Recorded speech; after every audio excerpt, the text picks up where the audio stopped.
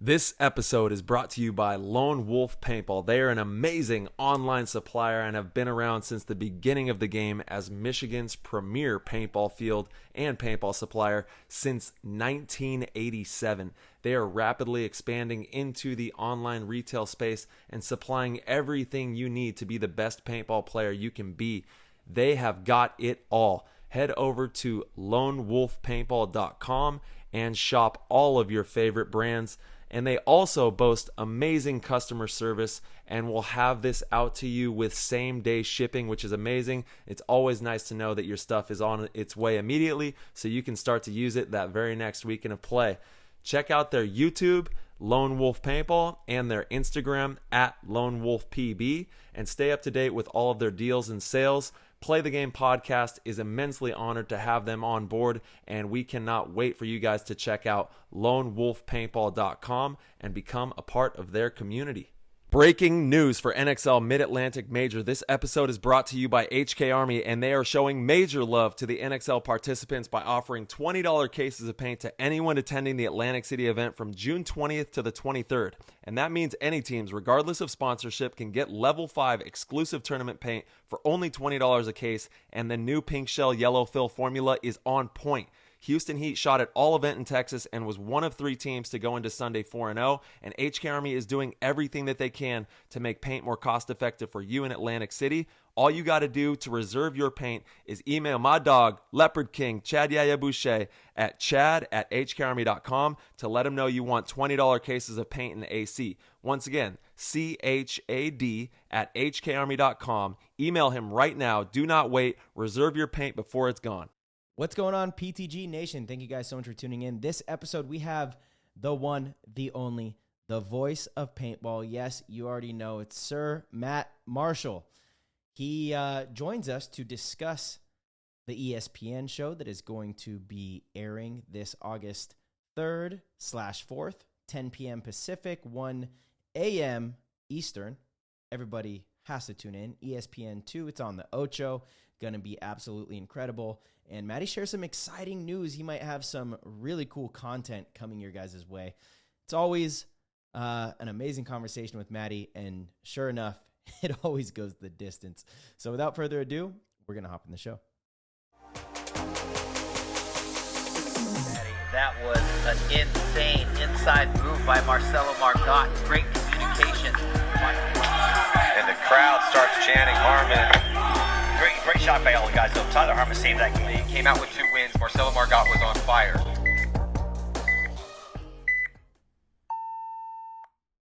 All right, ladies and gentlemen, we have the one, the only, the voice of paintball, Mr. Matty Marshall. Matty, what's up, brother?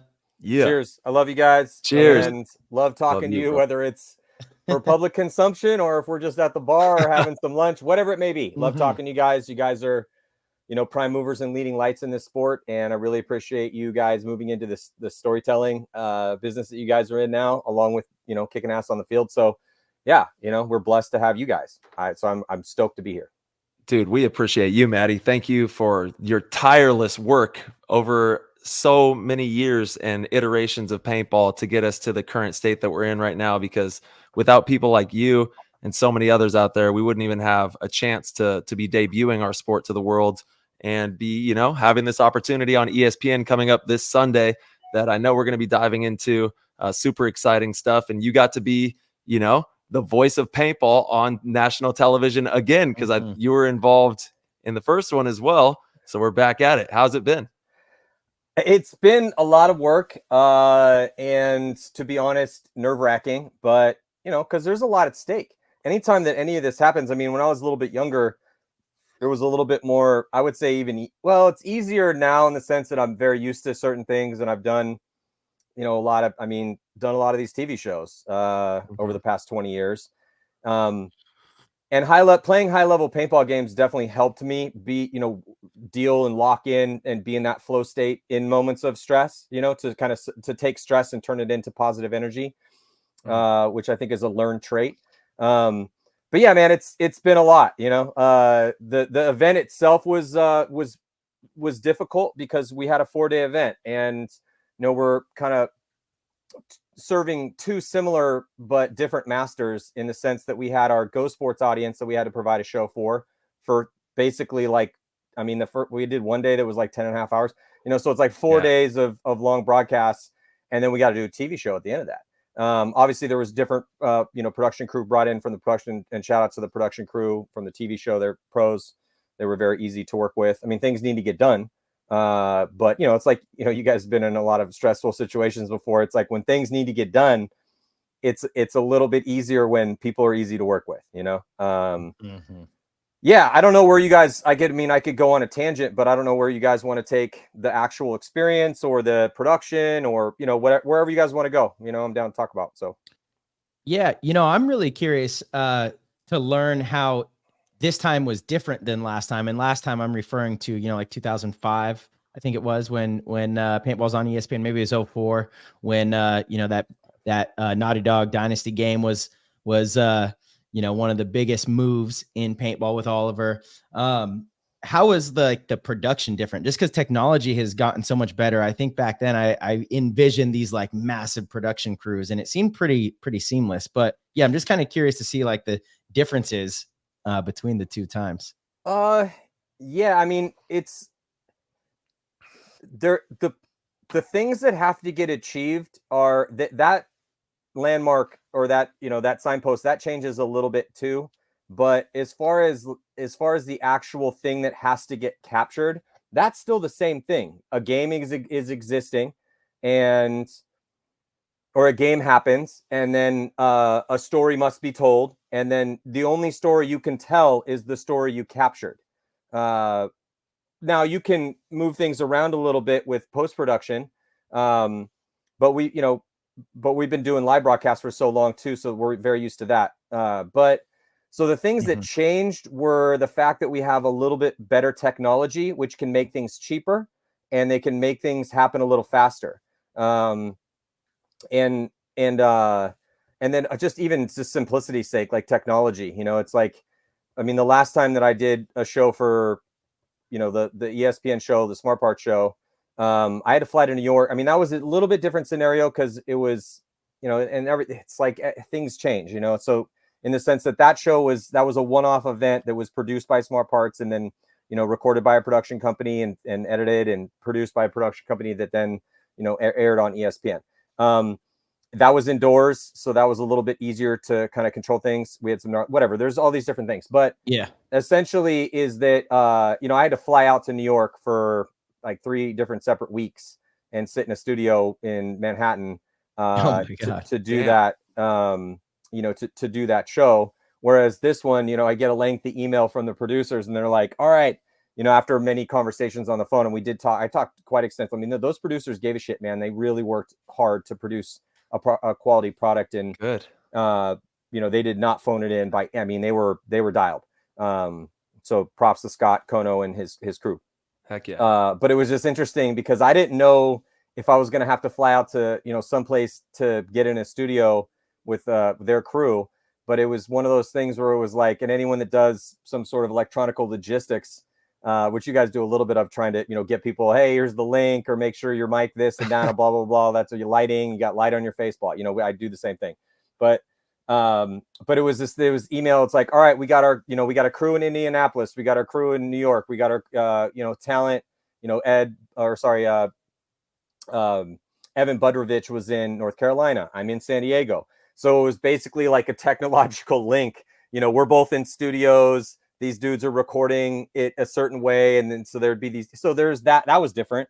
The fact that we had better, back in the day, you look at that footage, the camera technology has gone up, and the graphics possibilities, and we didn't have GoPros back then. The GoPro footage is dope. I understand that's the dopest. Yeah. Because to think about it, it's like, this is such a no-brainer, man. There's billions of dollars spent and millions of players that just eat up first-person shooters. And when you, and because some people are like, oh, we'll put the camera on their guns, it's less intrusive. 100%. Of course, it's less intrusive. That makes a lot of sense from that perspective. But when you put it on somebody's head, the gun is now included in the shot.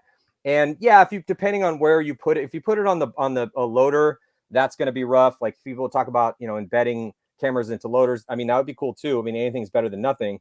It You moves so much though. It You know, moves like a lot. yeah. Yes. Yeah. The head has to, I mean, because think about it, like your head, when you're an elite championship caliber paintball player, the head is a relatively stationary thing. When you're running, your head is, you're looking, your eyes are down, downrange, should be. looking for income. Should be, right? I know you guys teach clinics all the time, but this is the type of shit that you teach in clinics. It's like, look, sure, if you got to go and you know you're going to that spot, cool, but your survivability increases and you may be a little slower. But that's okay because you could dodge things if you're looking for that incoming stream. Head stationary platform. When you get in your spot, I mean, the head is the first thing that gets centered. Then as you're coming out, it's the first thing that has eyes, on your opponents. So when you look at it from that perspective, that's the methodology and the mindset of trying, behind putting it on a head instead of a barrel, which is definitely technologically capable too, of course. Anyone could go buy an aftermarket bracket to put one of those, on a barrel or something on a gun. But you're right. It's if we can keep it like, and who's going to be the first company that drops the mask with the camera in it, because that's going to be like the next futuristic thing that'll come out. Yes, yeah. Tyler, 100%. The mask camera, but because people will be like, oh, you guys should do this, or you guys should do that. And I'm all ears for ideas. But it's like a lot of people thought of that stuff, but then anyone that has to pull stuff off in real life, you're like, all right, cool. You hear an idea and you're like, okay, well, what do we have to do to make that a reality? So if you're talking about putting cameras in a goggle, that either you're taking, existing hardware and you're modifying the goggle for that hardware to fit, and you have to do that for everyone's goggle. So you can't just roll into a pit and strap a GoPro on. That has to be an innate modification to that system. And then if you're talking about putting a camera in a loader, oh man, that's a question for these companies that make loaders. Because that's not something that we can take on. We don't have the resources or funds to do that. Maybe someone could kickstart it, but then still okay, how much per unit does that cost to produce?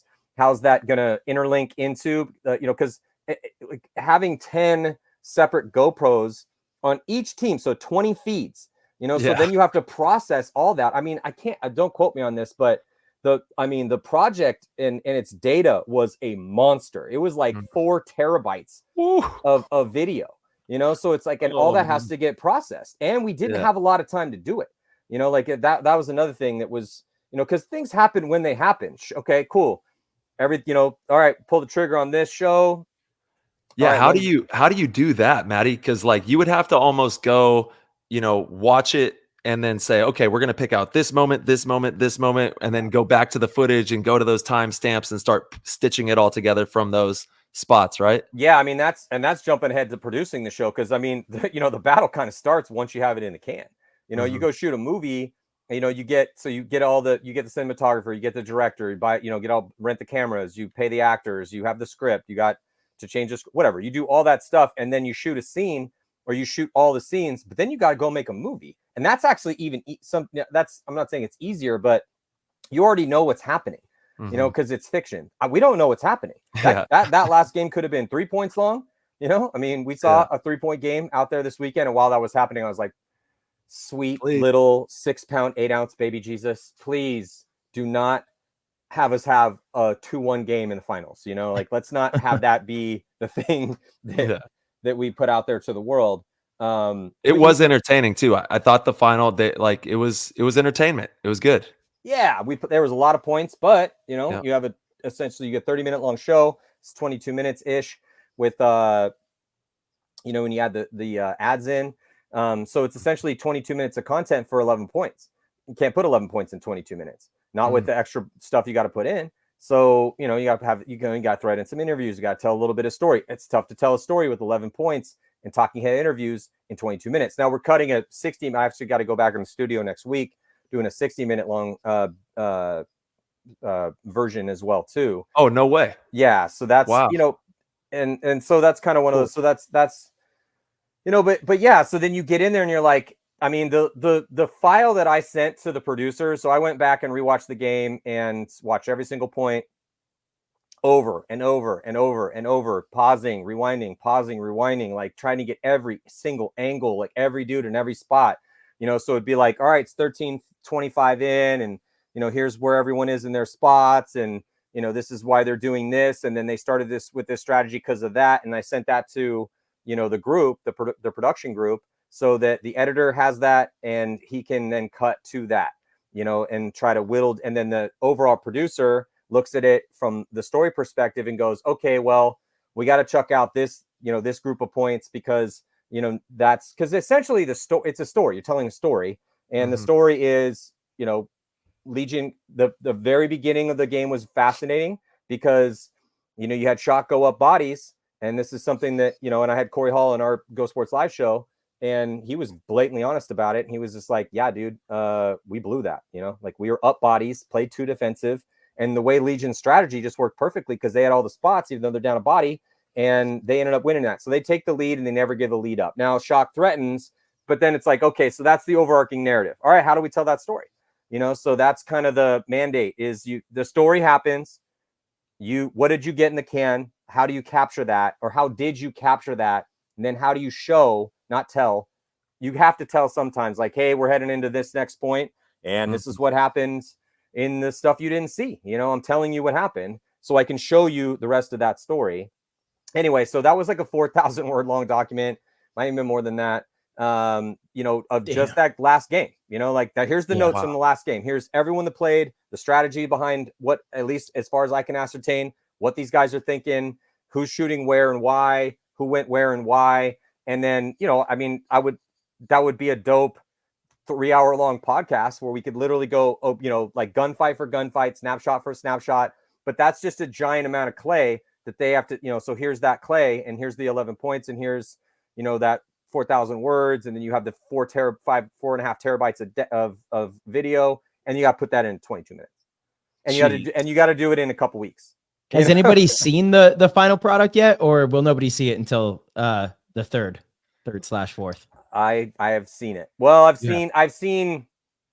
haven't seen it all quite yet, but I've seen, I was seeing the rough draft cut while we were doing the final, like, in studio audio for it.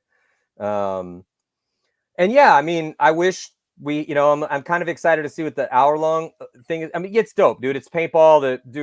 I'm telling you, man, the GoPro footage looks incredible. Footage. Jason showed it to me in Europe, and I've talked about it on every episode since, I think. First thing I did, I had my jaw drop. I'm like, this is it. This is it. This is it. You don't even need that much of it.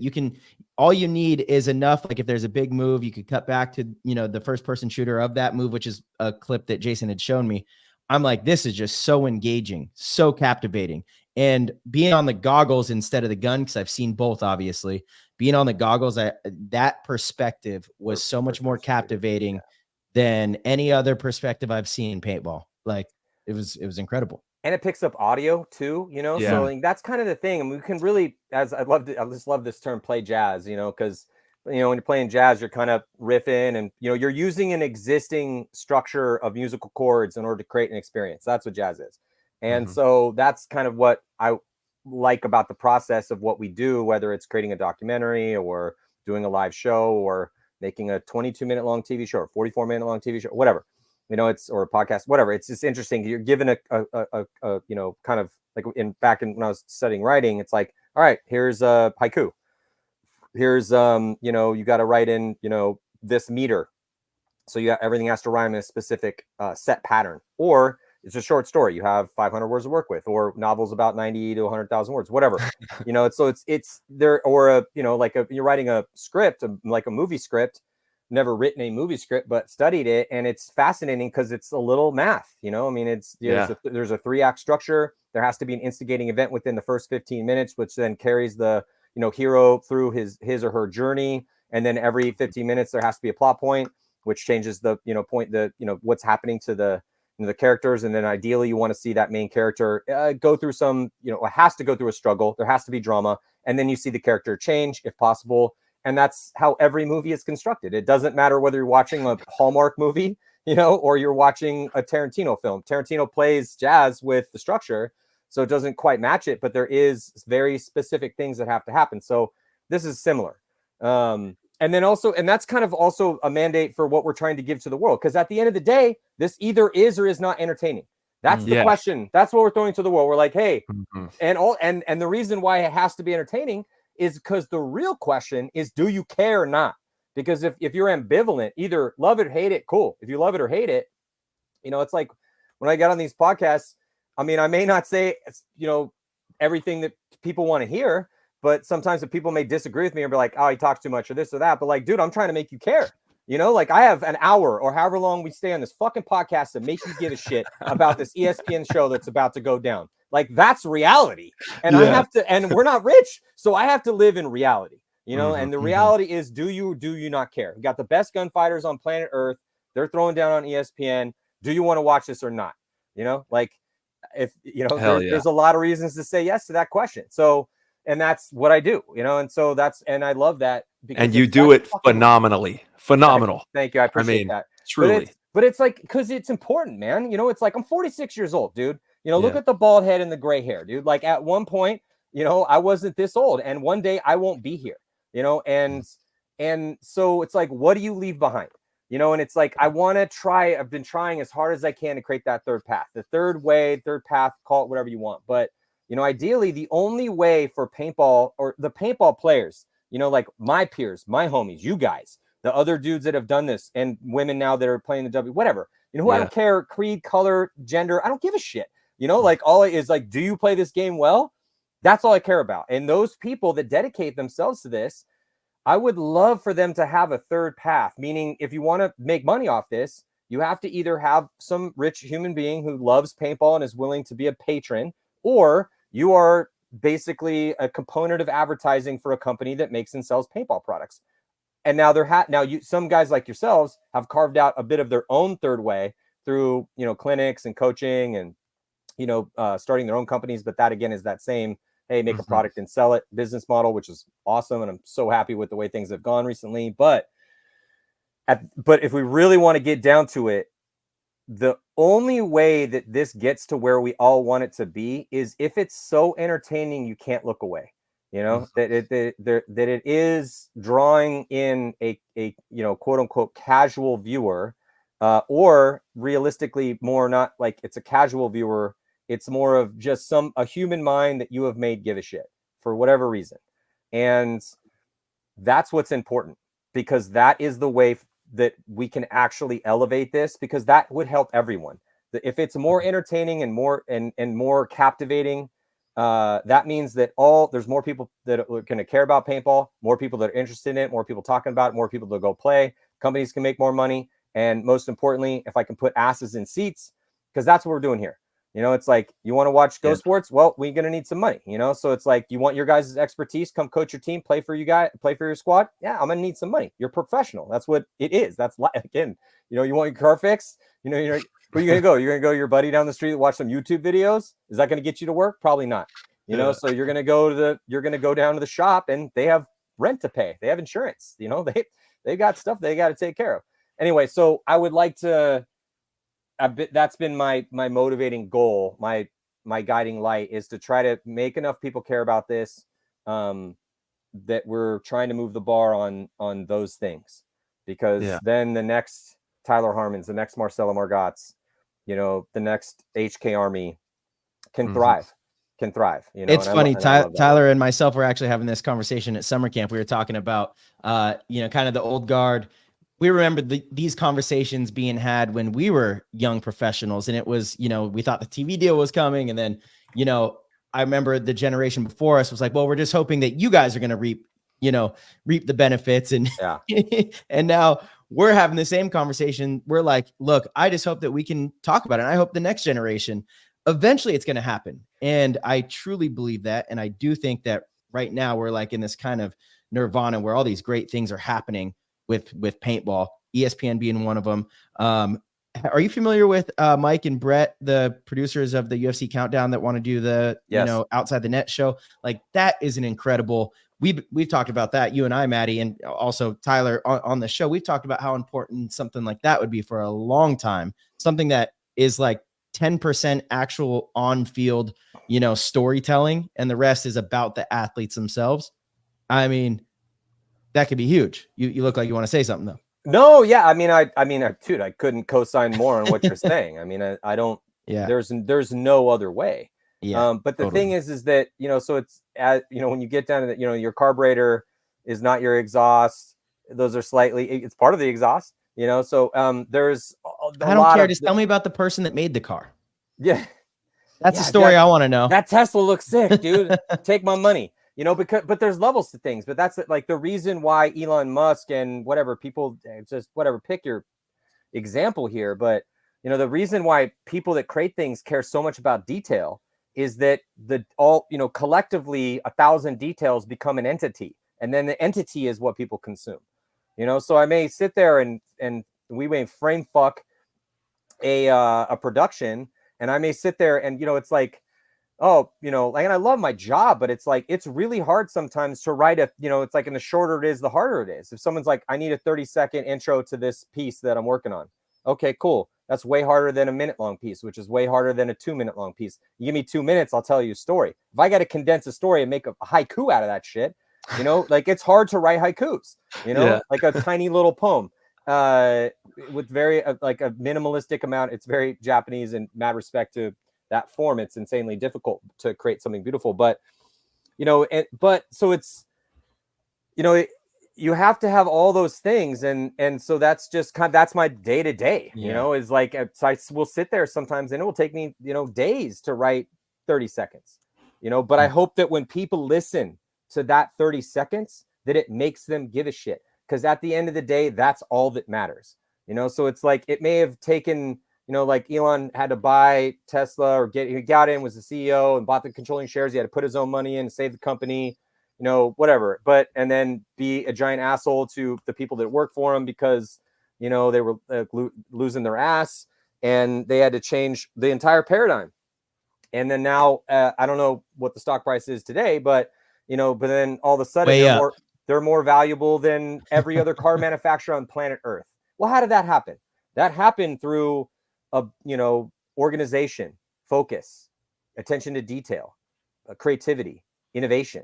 And it's the same thing over here. Now, we don't have Elon Musk money. So a lot of our day-to-day is trying to figure out how to do, you know, the best we can with what we have. I mean, that's one of my favorite sayings is all you can do is the best you can do with what you have, you know? So, I mean, if you're in a gunfight on a hill and like all you have is your sidearm, well, that's all you have, dude. You're in a gunfight. Make it happen or you die. You know, you can call an air support and you got, you know, grenade launcher, a machine gun over there, you know, law rockets. If you got all that extra stuff, and man, your survivability is probably going to be way higher than it was if you just had that pistol. Speaking of this, Tyler cracked the code this weekend also at summer camp with finally getting the sidearm. You've heard this great idea about the sidearms, right? The pros need to have sidearms. I was like, I don't know how we're going to make that work. Tom did agree to it on one of the shows. Well, actually, Tom said that the guys that we can all have sidearms. That's actually what he said. We just have to sign the petition, guys. Sign the petition and we got sidearms. We figured out how to incorporate sidearms. The refs need sidearms. And as soon as you get shot, they shoot you to call you out. It's like when you're like Marcelo, if you see Arturo get shot, and he's obviously playing on. And I don't mean, I'm not like saying, again, I'm not throwing Arturo on the bus. I'm just pulling out a random front guy from Dynasty. He didn't play on the same side all the time. Anyway, but if you see Artie, and Artie's got 3 big ass hits on his pack that he didn't feel, you're going to blast him. It's like, and he's going to get chicken winged and he's going to stop playing. Like, how exciting would that be if you just saw the ref like pull out a sidearm, you know? I feel like it has to be a PGP, you know, like, can we just throw it back? It doesn't really have to be, but that would be. Oh man, that would be better. I think it would be pretty funny. Just straight, they had to like cock it. It's like, Marcelo, sorry, dog, you got clipped on your loader, you know, heading in. You didn't see it. Sometimes Jason will always say too, he's like, it's not the ref's job to pull you out, which I find just crazy. Like if a ref sees a hit on your pack, you know, and they do, most of them, they're out, they'll signal, but he tries to ride this line that it's like not their job. And if you do play on, it's a penalty. Okay. But if the ref would just, if he sees a hit and he immediately calls you out and you like immediately know, then it would mitigate these ticky-tack, you know, little minors that kind of suck. I am on your side and I agree, but can I steel man the other side? Yeah. Okay. So if I for the sidearm or for I'm just saying from a drama perspective. Okay. Yeah. From a dramatic element in the game. Oh, boy. Which I would, I'd roll my eyes too. You don't think a ref pulling out his sidearm and like shooting someone in the side of the head? No, that's dope. I'm with that. I'm not steel manning the other side of that. Yeah. I'm steel manning the other side of, because I agree. If a ref sees you get hit and he baits you into a penalty, I do not like that. If a ref a ref's job is to call fouls, and in other, but also, in certain sports, it's like a home plate umpire's job is to call balls and strikes. Right. And they some guys do a better job than others, but that's their job. So I think that, because depending on how you look at this argument, and so I'm just going from the other side, like penalties are dramatic, and adding less drama into the sport or taking away dramatic elements, majors or minors or penalties or shifts of momentum. Again, I'm steelmanning this from the, like, as a producer trying to make an entertaining product. Yeah, I understand that. I think there would still be plenty of penalties. There's still going to be, like I said, I'm playing devil's advocate, but I'm with you on that. I agree. It would always drive me crazy when I was playing, when it's like, dude, did you see me get hit? Yeah. Call me out then, man, because I know you're looking at me. You really think I'm going to play on with this hit if I know you're looking? No, I'm not. Like, there's not a chance in hell that I got, like I'm running out to a corner, running and shooting or whatever. Like, I'm heading out into a treacherous position, and I know that the crowd is looking at me. There's 4 cameras on me and also 3 refs or a ref or 2 refs or whatever. Like, you really think that I'm going to play on with this hit, bro? Not a chance. Like, there's no way I'm going to get out here and blatantly cheat in front of all these fans and all these cameras. Like, I mean, I was like deathly afraid. And once like paintball started to get bigger in the, early to mid 2000s, to do anything in the gray area at all. Like, and hearing all these crazy stories about guys that would cheat us, like we're sitting around drinking beers at oh, bro, I cheated the shit out of you. I wiped that goggle hit. I'm like, fuck, man. I've had this conversation with Rich before. I'm like, we should have cheated way more because we would have done better. I've told you this story of when I was a kid. I have total PTSD from cheating. Do you know this story, Matty? I think we might. We were probably like a 6-pack in deep, like during one of our like long conversations. So I don't remember specifically, but I'm kind of remembering. I'm like getting some. Yeah, you'll remember. Some lights of recognition. I'm going to share it to any new listeners we have. Sorry if you have heard this on a previous PTG episode, but I was about 12 years old and we went to play a 7-man hyperball XPSL event, I think it was. And it was actually in Vegas. It was like, 30 minutes outside of Vegas, middle of nowhere, not sure exactly where. And I'm playing in the corner. I'm a kid. I'm 12 years old. I'm in the corner and I get shot in the goggles and I wipe it. I think we're in the semifinals or who knows. Right after the game, this mom comes up to me and she is just grilling me, yelling at me, saying she has it on video camera. She had like an actual like cassette or what are those things called? A camcorder. Camcorder. That's the one. She had an actual camcorder and she's yelling at me saying, I have you on video wiping. I'm sending this to all your sponsors. You're never going to, like do anything. I mean, she scared the living hell out of me and she was right. She definitely busted me. I definitely did that, so I couldn't even argue it. I was stunned. And from that day forward, I remember afterwards, I was like scanning PB Nation every single day for the next like 2 weeks. Cause I was like, where's this video going to pop up? It's going to go viral. Everyone, like all the local, like the Iron Man, all the local pros are going to know that I'm a cheater. I'm never going to amount to anything. I'm like, my chance at being pro is done. I was terrified. I was honestly terrified. I've never heard that story. I'm excited to hear that. So my question. Man. Hey, I got a question for you. Do you still have dreams about that? No dream. Well, I don't know. Maybe there's some like indirect dreams because I've had some paintball dreams of. Do you guys have like? I mean, this is something I've never talked about on a podcast before, and I would love to hear. I mean, because you guys have dedicated your life to this. I mean, you've both been playing since such a young age. I mean, Tyler, that's why every time. I mean, both you guys, every time I see your faces, I'm like, oh man, look at these grown ass men, bro. Like Tyler's got kids now, and Marcelo's a homo. Like it's just one of these things where I'm just like, I'm not your fathers or your older brother, so I don't really have any reason. Like you're our big bro. I appreciate that. You've been looking for me longer than you haven't, actually, literally more than half my life. Fuck, we're getting old. But it's like I do, like I'm getting tingles. Think about it right now. Like I just feel such a pride in a lot of these younger guys that are now like grown ass men that are doing such amazing things, whether it's their business owners, they're making money, or their dads, or whatever it may be. You guys specifically in this thing that we love so much, it's that how elite you guys have become. It's like, I always knew, it's like when I first started seeing you guys play, I'm like, they're going to be really good, but we'll see, because you see so many guys with talent squander it or not achieve their potential and not diversify and like do other things, and so the fact that you guys have done all that, it's just, Well, it's because we've watched so happy. Well, we've watched and been able to talk with people like you and various other people who have like steered us in the right direction and helped like make it a reality. Without the big bros, we would be nowhere, you know? But that's how a tribe's built, though. You know, if you think about it, because like I had those guys that I still think about favorably in my mind that helped me along when I was, 16, Yeah. when I was like 16 and I'm on Navarone and I'm looking around, I'm like, damn, dude, the closest. That's why I was like constantly trying to get Davey Williamson on the team and Tim Kobayashi back in the day, whatever, like younger guys. And I was stoked when we met up with Micah because he was like the younger guy from the north, whatever. But it was we were kids in a grown man sport. And it was like really a grown ass man sport at that point in time. Mm-hmm. Oh, hell yeah. And so, and those dudes were, like they were older brothers for sure. So they'd mess with you and talk shit to you and make you carry your bags, blah, blah, blah, that sort of stuff. But I'm so happy all that happened because, that's how the torch is passed. And then, but what's super cool to me is that eventually guys get strong enough. And I'm, it's like I have a son, and I know, Tyler, you're a dad too. Dude, Theo just turned 9. I'm like, what? Yeah. So one day, it's like, and you've probably already seen this. It's like at first you have to carry all the stuff in from the car. One day he can start helping next. And then a couple more years go by and he can carry a little more weight. One day he's going to be carrying your ass to your deathbed. Like that's the reality of it, man. Yeah. So it's like, that's some real shit. So it's like, if you take the grand scheme of things, it's always hard for me not to, because people are always like, oh, everything has a historical reference for Matty. Everything has to be serious. I'm like, well, fucking A, dude. Like, what are we doing here? Like, why will we be giving our time to these conversations without some gravity to the situation?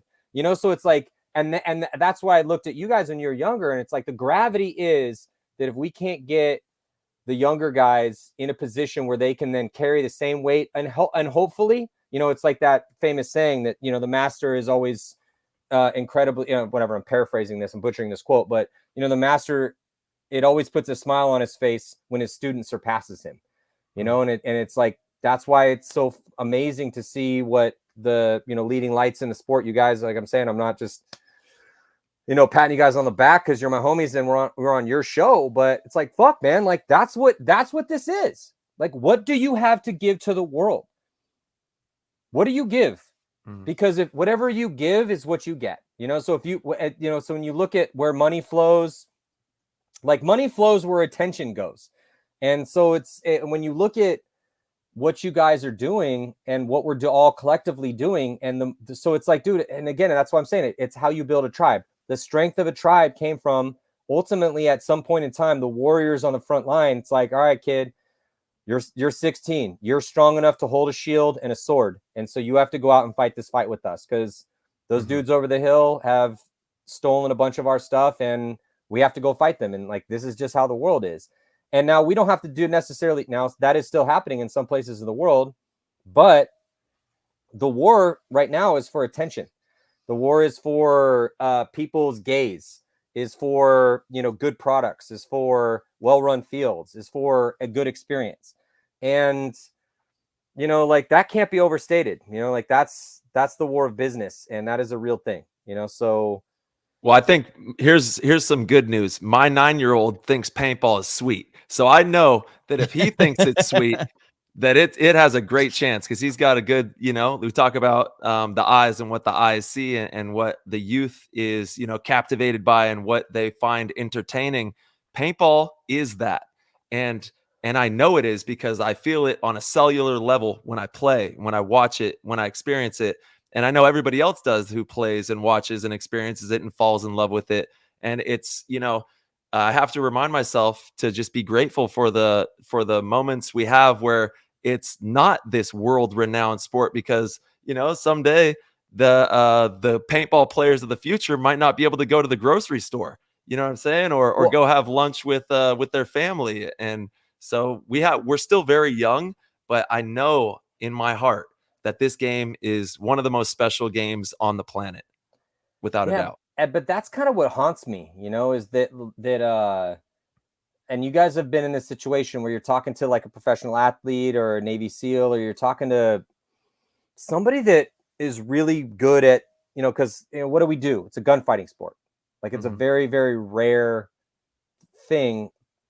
What what paintball actually is, when you really look at it, it's in this incredibly rare and special, almost like a, I wouldn't say like a time warp, but it's kind of like It is a time warp for sure. well, it's definitely a time warp, but it kind of exists in its own thing, in the sense that, you know, you're going out and you're doing you're making athletic movements, like you have to run and dive into spots, and you got to dodge these things that are, you know, like these tiny little balls of paint that are coming at you at 200 miles an hour. Like the physicality of the sport, and when you get shot, it hurts. You know, like, you know, so and it can hurt a lot. It could also not hurt at all, enough for you not even to feel that hit, and then you get a penalty. You know, so there's all this stuff that exists within the framework of the sport from its essence. But what haunts me is that, you know, we've been around for a while now, because people are like, oh, Matty, when's paintball going to be mainstream? And I'm like, dude, it kind of is mainstream in a sense. It kind of is, huh? Yeah, you know, it's like, I think about like all the different companies that have had paintball commercials, all the times that paintball has been on, you know, a sitcom or a movie. You know, all the different times we've been on TV. It's going to be on Modern Warfare 3's upcoming season 5 for Call of Duty. They have paintball mode, small maps, capture the flag, single shot elimination. That's coming in 1 month, which is super dope, you know. But it was also on GoldenEye 25 years ago. Exactly. You know, so it's like, so that's kind of, we're heading up to the fact we've been doing this for a generation at a level of media exposure where and this is what haunts me, where I would hope that it would be more important to people. And the point that I brought up, it's like, sometimes you'll meet like a, you know, a famous whatever, or like a successful like athlete in traditional sports, or you'll meet like a war fighter. I mean, we did a training session. We had Max Holloway on the show. I know. And dude, that was amazing. I saw that. I was like, bro, like, this is the good one. I'm, you know, patting you guys on the back so hard, and you deserve it. But I'm like, fucking A, man, you know, like that's amazing. But so it's like, and he, you know, loves paintball, but it's, you know, it's like we did one of the things I've done, which Marcelo, I've hit you up for, and you've always been, you know, Marcelo's like one of the busiest dudes I know in San Diego as far as like his time requirements for what he's doing. And again, I was just going over my schedule with Sahar this next month. I mean, God bless Sahar, bro, because like it's hard to have a relationship when you're like dealing with that much time requirements, you know? Yeah. Absolutely. But that's what's required, you know. I mean, that's the opportunities that it presented you. It's like, hey, you want to coach this team? All right, let's work out the business deal. Yeah, that makes sense for me. All right, let me teach this clinic. Let me do this. Let me play for this team. It's like, man, that's all of a sudden the next thing you know, out of 52 weeks, it's like, well, yeah, I may have like Tuesdays and Wednesdays off, but I still got to go to the gym, and I still got to do a podcast, and I still got to fulfill orders for, you know, our Discord dudes that bought some shirts. And then, all sorts of things. Yeah. And the next thing you know, it's like you're working, you know, so many hours a day, 306, but it's like, careful what you wish for type situation. Right. But anyway, but my point is, so like one of the cool things that, you know, that you would love this, but like, so we've had like one of our, shout out to Door, and Tactical Hive. If you guys are looking for military training, their Tactical Hive it's HYRE Hive, or HYVE Hive. But if you are a responsible gun owner and you want to get trained up on your weapon systems, like they're your guys.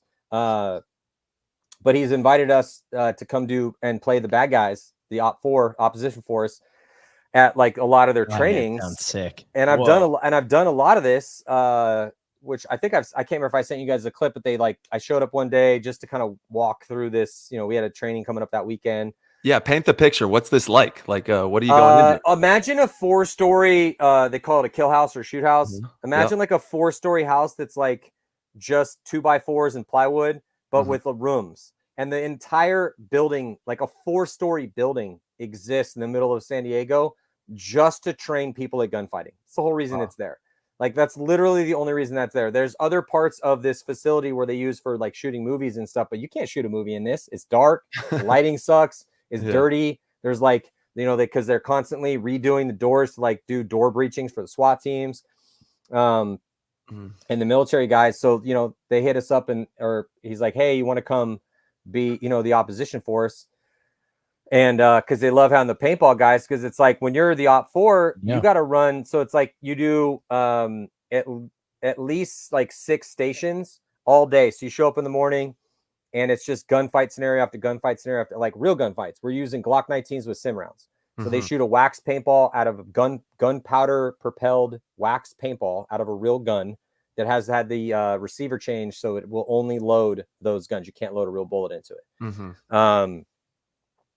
What's the FPS on that? It's got to be 1,000 feet per second. I don't know. I was told, but I can't remember. Easily Googleable, but it hurts like a son of a bitch. But depending on where you get hit, because but that's the thing is, like, when I go do that, like, I don't put the armor on because they're like, we have all this armor. I'm like, I don't really want that armor, even though. So when you're playing the opposition force, so the guys that are paying money to take this class, you go through and you do 1 rep per session with the debrief from the trainer, and all the trainers are tier 1, like either current or ex tier 1 soldiers, like the door kickers, the tip of the spear guys, that have seen actual combat. Those are the guys telling you like how to approach a certain situation. And then you have us, the opposition force guys, and we're, the bad guy. So but there's 6 essentially people in each rep. And so you're going 6 times per floor. And then we do some outdoor stuff as well too. So you're going to get, and some of these situations, it's not like just gunfighting the whole time. It's like, you're told as the student, okay, well, you get, a text from your security company, and there's somebody was seen on a camera going into your business facility, because a lot of the people that take these classes, there's a lot of law enforcement, a lot of people that want to be responsible gun owners and get training, a lot of ex-military, a lot of business owners, all these different situations. I literally spend the next hour and a half just telling gunfight stories from these experiences, probably longer than that, but. Well, we could talk to you all day, man. I feel like we could literally sit here and probably do a 24-hour podcast. We would guarantee eating, I guarantee it. Drinking. Yeah. That's why I miss our lunches. Matty, we got to get back to having some lunches. We say it and got to follow through. My early 20s, it was a integral part of my growth, was just going to lunch with you. We would go at least once a week. We'd sit down, talk 2-3 hours easy. Well, I think, Matt, I think you are correct though. Paintball is bigger than it's ever been, and more mainstream than it's ever been.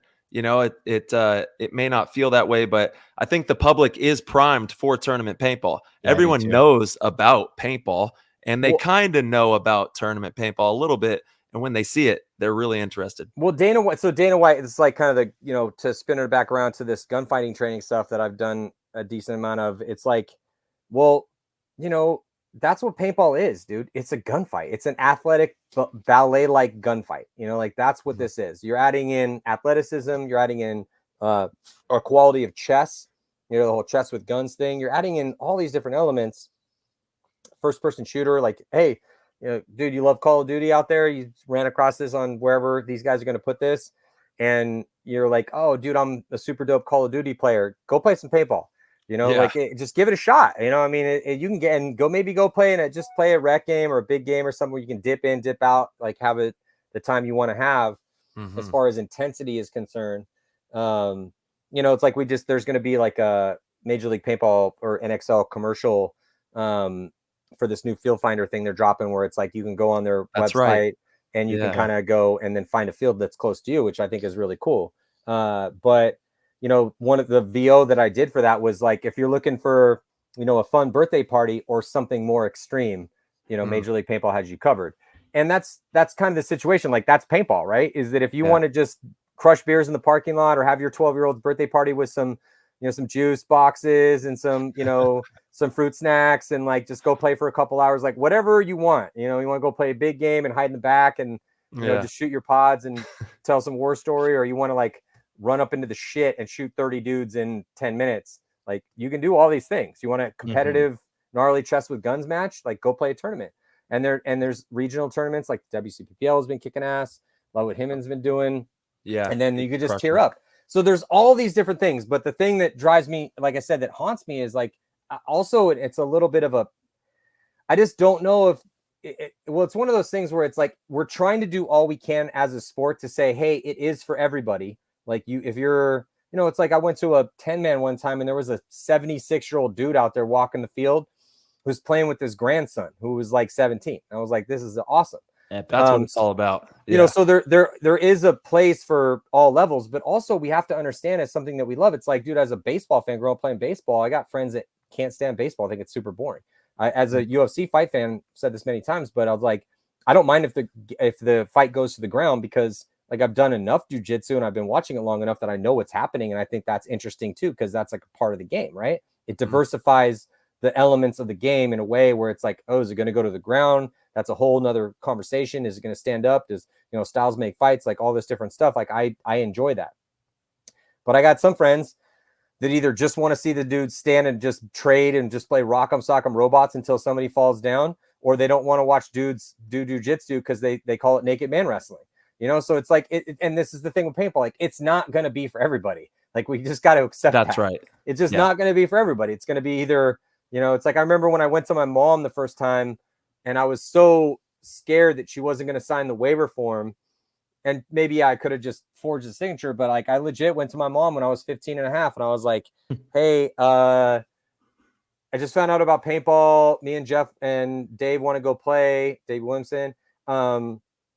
But I'm under 18, so I need you to sign this waiver form. And I was like half expecting her. Like I thought this was a 50-50 proposition.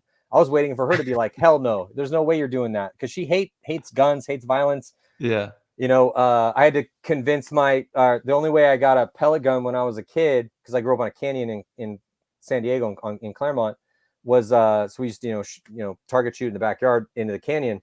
But the only way I was able to get, I felt at least this was my ploy to try to get the pellet gun, was my grandparents were down and my grandpa grew up in Modesto. Grew up in, what was it? Madeira? No, not Madeira. Where do they grow all the grapes? Lodi. Lodi, yeah. Yeah. So the Marshall family's from Lodi, and he was like, so he grew up on a farm in like the 1920s, and so I knew that he had got a shotgun when he was young, but I didn't know when. So we were sitting at a family dinner when I was like 12 years old, and I threw it to my grandpa. I'm like, Grandpa, do you think that I should get a pellet gun? And he didn't say yes or no. Typical Andrew Marshall answer to things. You know, he was a smart engineer. That was his job in life. But he was like, well, so his answer to that was, well, when I was 12 years old, I got a 10-gauge shotgun for my birthday. So that was his answer, And anyway, but so my mom agreed to sign off on it, but and she's because she was she ran the dance program at UCSD. She danced was her life, so she carved out a very unique path in life.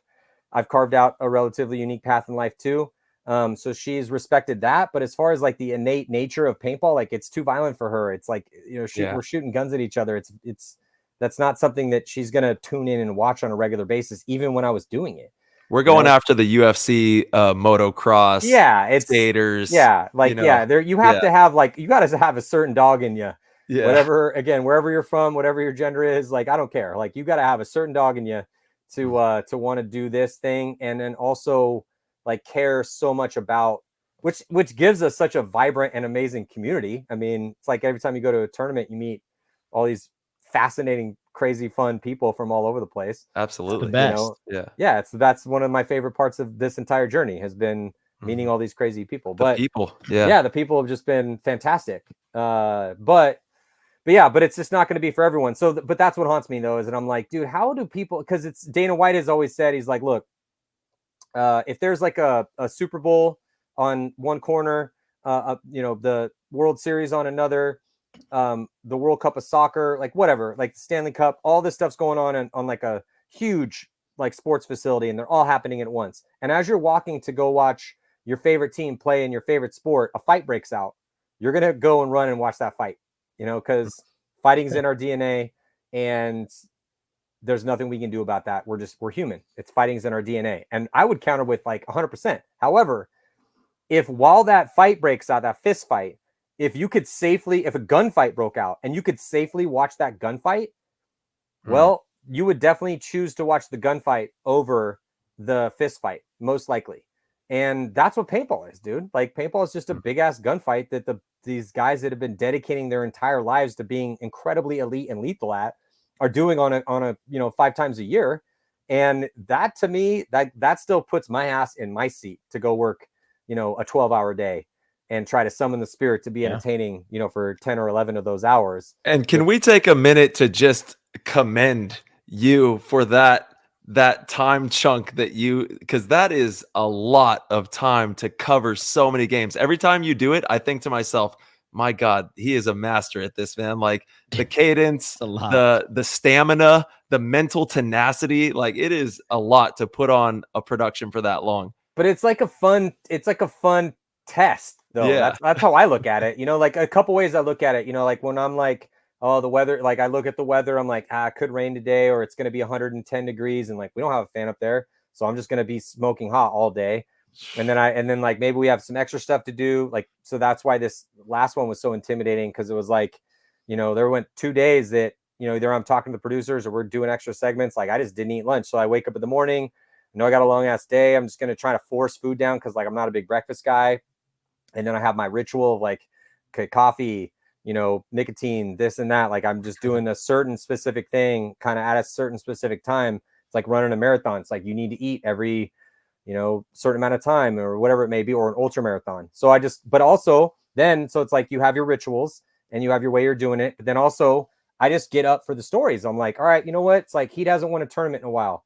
Like, how's Tyler going to play today? Like I start asking me, like I'm prepping my mind for the stories I'm about to try to elucidate and discuss. And so like, I'll sit there in the mornings and I'll do this, like even if I got, we're bullshitting about whatever, but I'm like starting to kind of go through the day in my head, like, Dynasty lost 2 yesterday. How are they going to do, or are they going to win 3 in a row? Whatever it may be. I'm just like kind of going through these, and what is it? It's storylines. It's like, I'm getting myself excited to try to be excited. It's like when guys sit down in the seat and we have this discussion, I may have had this discussion with you guys before, but when we get new people to come up and do the show, they're like, well, if they say, sometimes I'll tell guys this, or if they ask me like, you got any tips, or I'm nervous or this or that, I'm like, hey man, it's just you and me having a conversation about the thing we love, like that's what we're doing. And I call it the 3 E's, it's energy, enthusiasm, and elaboration. You bring energy to it. So you bring that energy starts with you, starts with your intent. So you're bringing it. Then this Tyler, and Marcelo, you guys are both energetic players, but Tyler, anytime we talk about this when we cut to the pits in the show, it's like, look at Tyler just dagger-eyeing all of his players right now. You got to have a spark plug in your pits like that. Yeah. It's like somebody has to be a spark plug. So, but be your own spark plug. It's like every car has a spark plug. You got to give it a little juice, but like that thing starts the engine up. Be your own spark plug. We're human beings. You can be your own spark plug.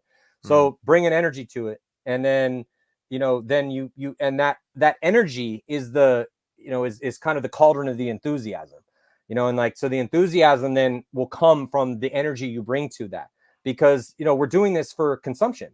It's yes, we are like, and I tell people, I'm like, hey, we're just having a conversation. Like, yeah, we are, but we're having a conversation about something that's happening that people are consuming as a product. So like that's the next level to things. But when people are nervous or they're just started, I'm like, let's just, keep it A, B, C. And then the next part of it is elaboration, so we can't just, I can't say something. It's like, it's a verbal tennis match. I go, you go, I go, I got to do the ins and outs. That's fine. But like, I need you involved and I need you to elaborate. So when I'm sitting there and I'm like, I give an explanation of what's happening in a play-by-play or a bit of strategy. You can't just say, yeah, or yeah, absolutely. You have to say, yeah, but, and then, or yeah, and then you continue, you elaborate upon, we're building a narrative castle, and it crescendos up until we get to the moment. So if it's a close, this is why it's like, and then also depending on the day, like if the day is a bunch of blowouts or a bunch of low scoring games, longer day, that'll feel like it's 15 hours long. But if we got nothing but OTs and close games and it's like, upsets, dude, that day flies by, dude. It'll be 10 hours. And I'm like, oh shit, that was it. We're done. Okay, cool. So feels the same watching, for us, when we're watching or and trying to study film. Some of the games are just brutal. Yeah. We had Tom on recently, and he was talking about the possibility of even changing the game and bringing in quarters. He was saying possibly having, whether it's a 4 or 5 minute quarter or something like that, to keep games from going 9 or 10 or 11 minutes, to keep points from going Oh 10, yeah, 11. starting Yeah, points. right. Mhm. Which Look I at- Sorry, go could ahead, be Marcel. exciting. I think it could be fairly exciting. I was originally really against this. And then we tested the format out at our practice with Impact before the last event. We did a different version of it. We did 3 5-minute periods, and it actually was kind of fun. You know, it wasn't so bad. My concern was that you would run into the possibility of having a 0-0 game. You know, I guess you could run into that possibility now, though. You know, you Dude, could I just, fixed it. I got it. After every 4 or 5 minute quarter, if nobody hits the buzzer, it's a one-on-one immediately. Boom. Pick your player, go to a one-on-one. Like that. Then you get your point, go to the next quarter. Now we have a bunch of one-on-ones. What do people love to see? They love one-on-ones. Yep. Give them what they want, man. Give the people what they want. Give them as many one-on-ones as possible. You're going to see a bunch of one-on-ones. Points are going to stack up. You won't have stagnant, long, games with just 1, 2. I think that could be a remedy there. Well, there's two ways to look at this, right? You have the hierarchy of need. So like, what do we need? What's the most important thing? Where's the focus? Well, and this is what I'm saying, there's two elements to this, because we have two consumers of paintball. The people playing it. So it's like the NXL runs an event that we wrap a show around. We don't do it the other way around. Everything else does it the other way around. So it's evolved that way. TV timeouts, stadiums built for cameras, changes in rules. We have to wrap a show around a 3-day or 4-day long event that's happening for potentially sometimes longer than 10 hours a day, And that's the thing is, the time, and we have to be mindful of so that. That's exactly. So it's Yeah. you're shoehorning 20 teams into 3 days. And so there's that element of it. And then the logistics of actually pulling off that, given the time, that it's happening because of, light changes or outdoor event. Absolutely. It's like, that's why we got to start at 7 a.m. And like, do I want to do a dynasty game? It's another thing. It's like, we're wrapping a show around an event. So if dynasty is playing, so a San Diego West Coast team with a lot of fans out here is playing at 7 o'clock in the morning, East Coast time at a first event.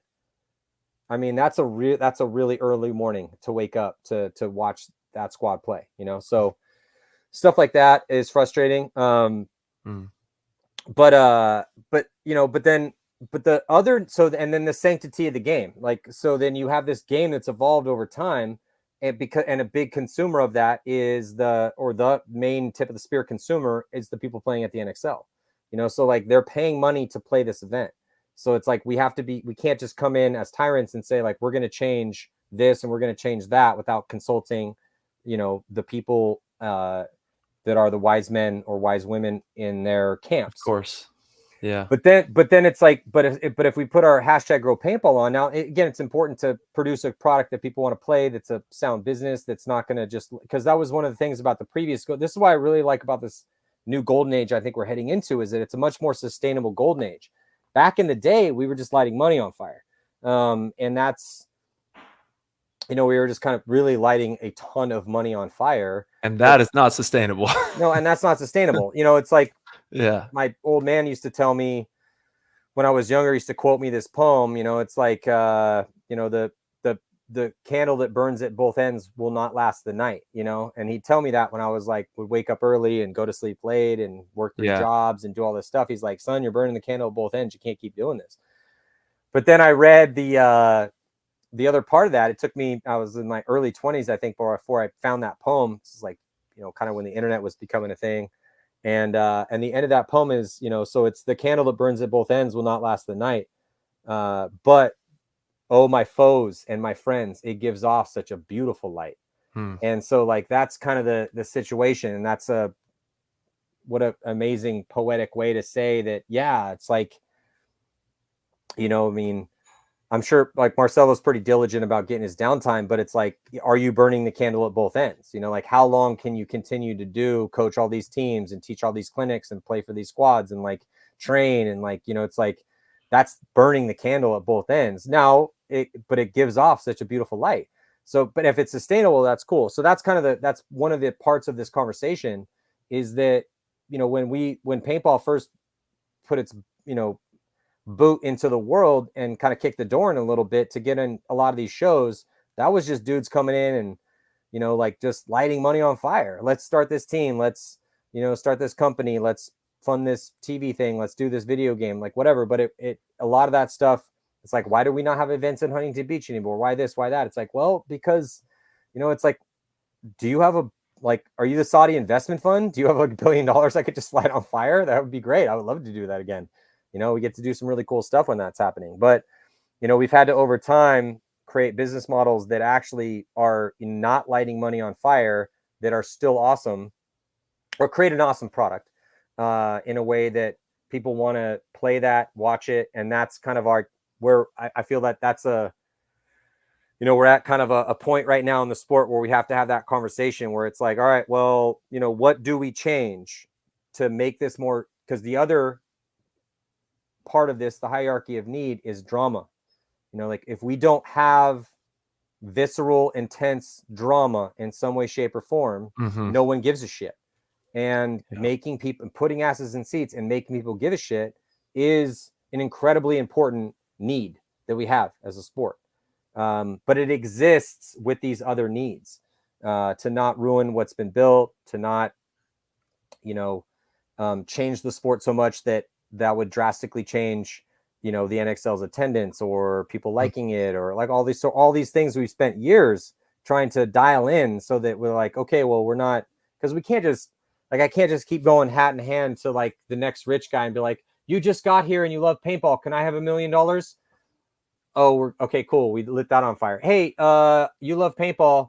Can I have $1 million, please? Someone, or can I have 500,000? Okay, tight. Like, we can't keep fucking doing that. You know, like, that's not sustainable. Matty, I'm gonna if you don't mind, I'm gonna bring a question from the Discord in because it fits perfectly with what you just said there. And it's from Fab. It's a great question. Matty, let's say hypothetically this ESPN thing goes perfect and they want to partner with GoSports/MLPB and write a blank check. What are the first 3 things you would like to see that money go towards that could improve the production? A blank check? Oh, Jesus. Well, that's again, that's not really. We're shooting realistic. For the stars. Yeah, okay. We're for shooting for the stars. I would love to have I would want an hour-long show. I would try to thread in, I would try to create a hybrid of it would be more of like because and the reason why I'm saying this is because, like, I would do, again, blank check. I would do 2 kind of, I would have here's the, you know, this is the game that happened. I would still thread in a more story to it. Because I would follow guys around and I'd try to like figure out who my heroes were based on what happened. And then, but I would have enough money and resources to cover all those dudes. I'd put a camera dude on like everybody. I'd literally send like a 3-man camera crew to like all 10 guys on both squads. And then from that footage, we would create 2 entities. We would create the actual show that would then be the main thrust forward, you know, like a show that people could consume. I would actually want to do it live too, because there's a couple different ways to, you know, as Scott likes to say, like, there's a couple different ways we could skin this cat. One of the producers on our show, which is true. But the story part of it is, so I would create like a Drive to Survive full swing type documentary that I would air. I would buy, and again, blank check, so I can do anything I want. I would get that on a streaming platform, like a big streaming platform. If I had like Saudi investment fund money, I would just, even if I had to buy the time, I would create the dopest show possible. Hope that we could partnership up where I don't have to light that money, because it's lighting money on fire.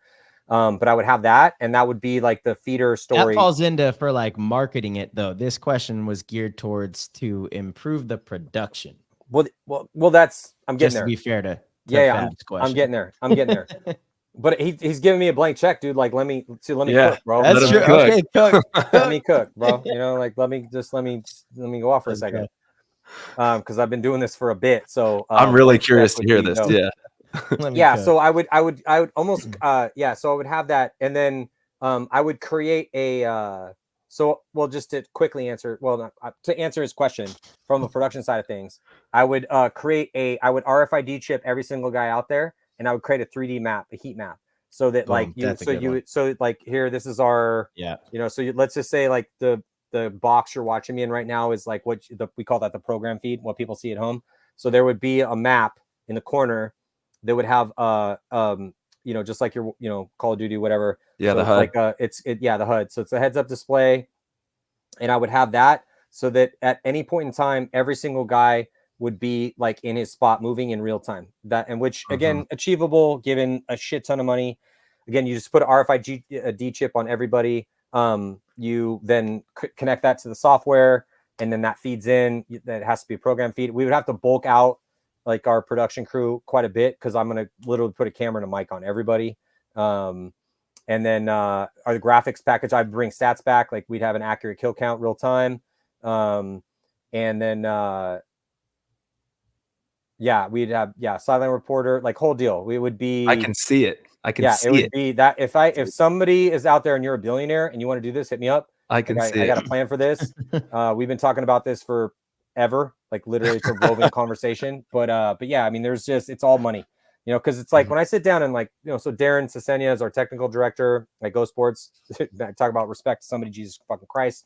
Like that dude has been bench pressing cars for years. But yeah, we have these conversations all the time, you know, as technology has advanced.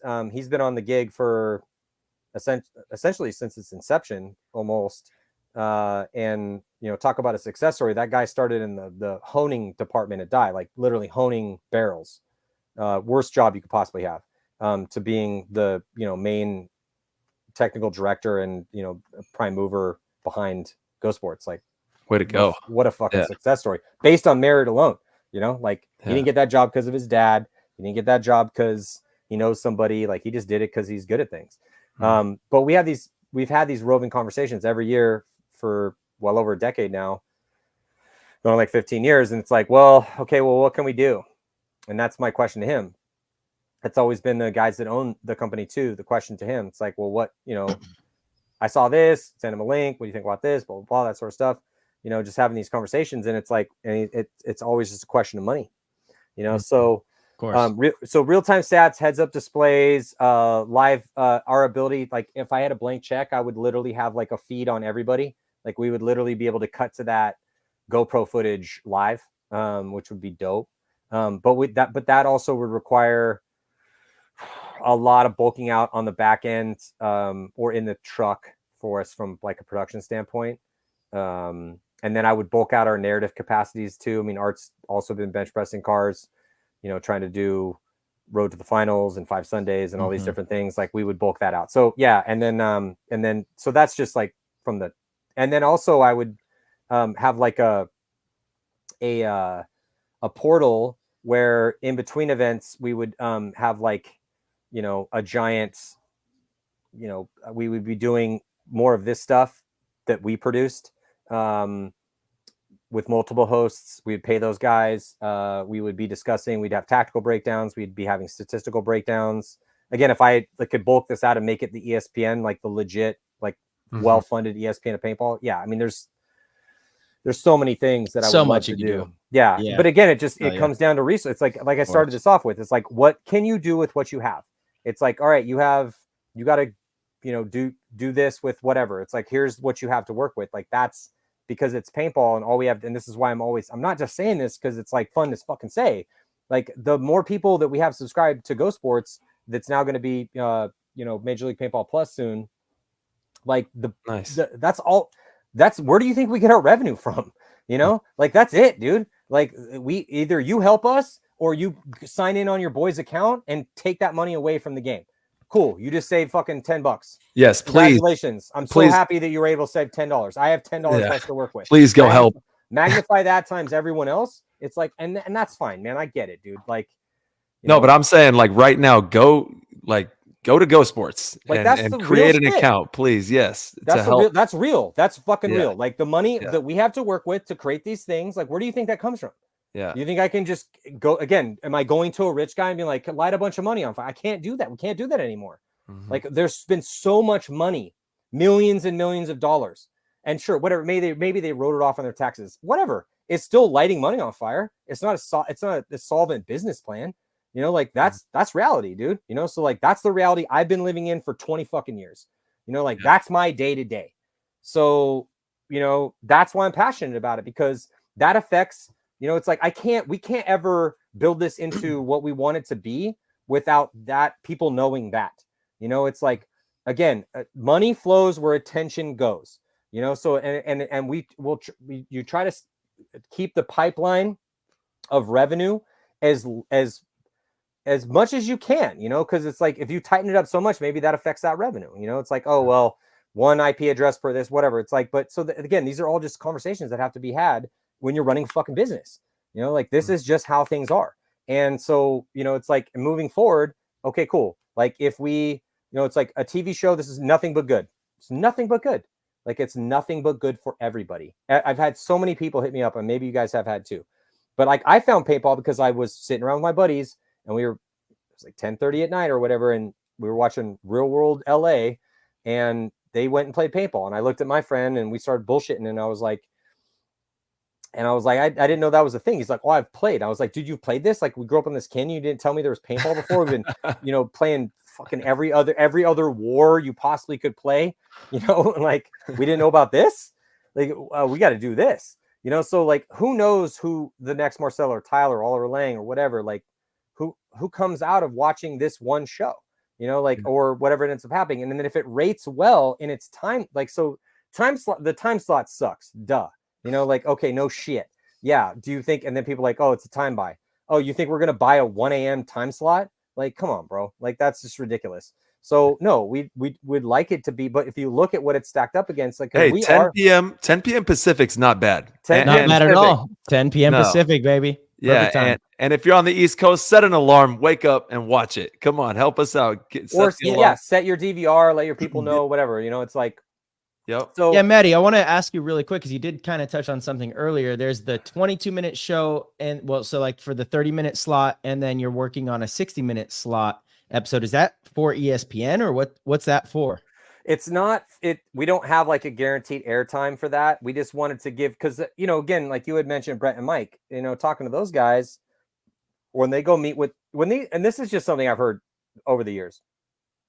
Like, it's risky to be the prime mover on something. So when you're these other entities, it's kind of want paintball to do something before you take a risk on it, right?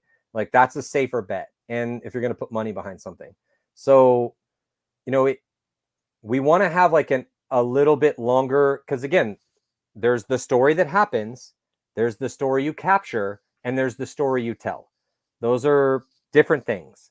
And so a 22-minute long story is going to be different than a 44-minute long story. And I use those time, again, it's not an hour and 30 minutes because you have to account for the commercials. Mm-hmm. But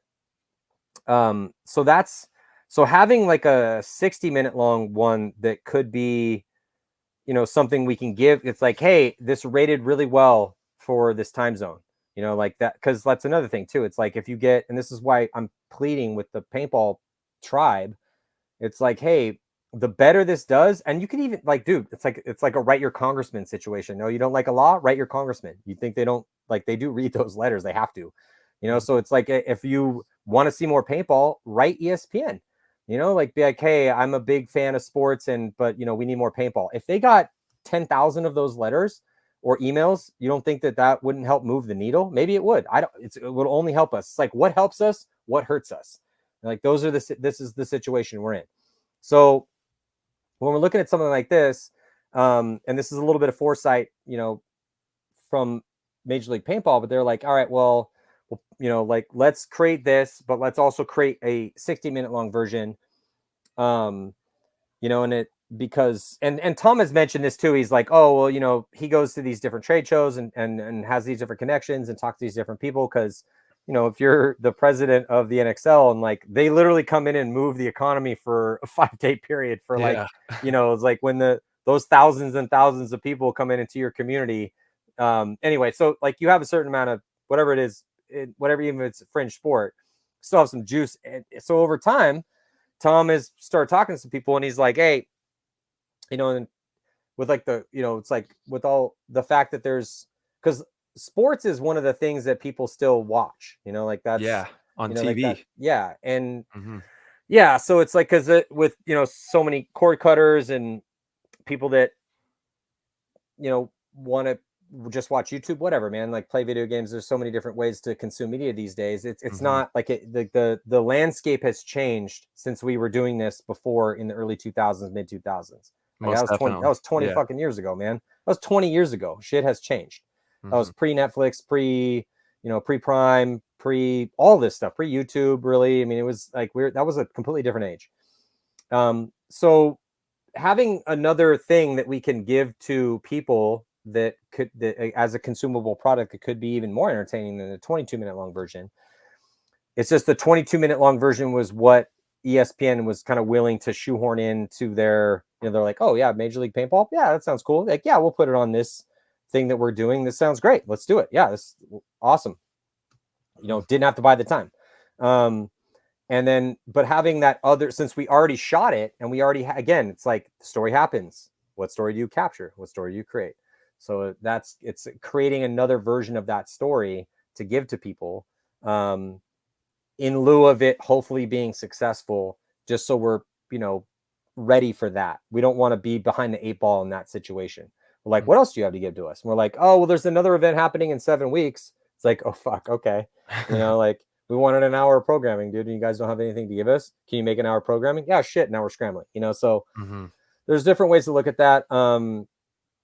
But I think it's prescient. I think it's good. And, you know, but this is just one chink of the offense into the world. But it's only good. Like nothing, if we rate well for that time slot, especially that, it's almost like it's not a blessing in disguise, because it does suck to have a 1 a.m. East Coast, because there's so many human beings that live on the East Coast. But that means it's like 10 a.m.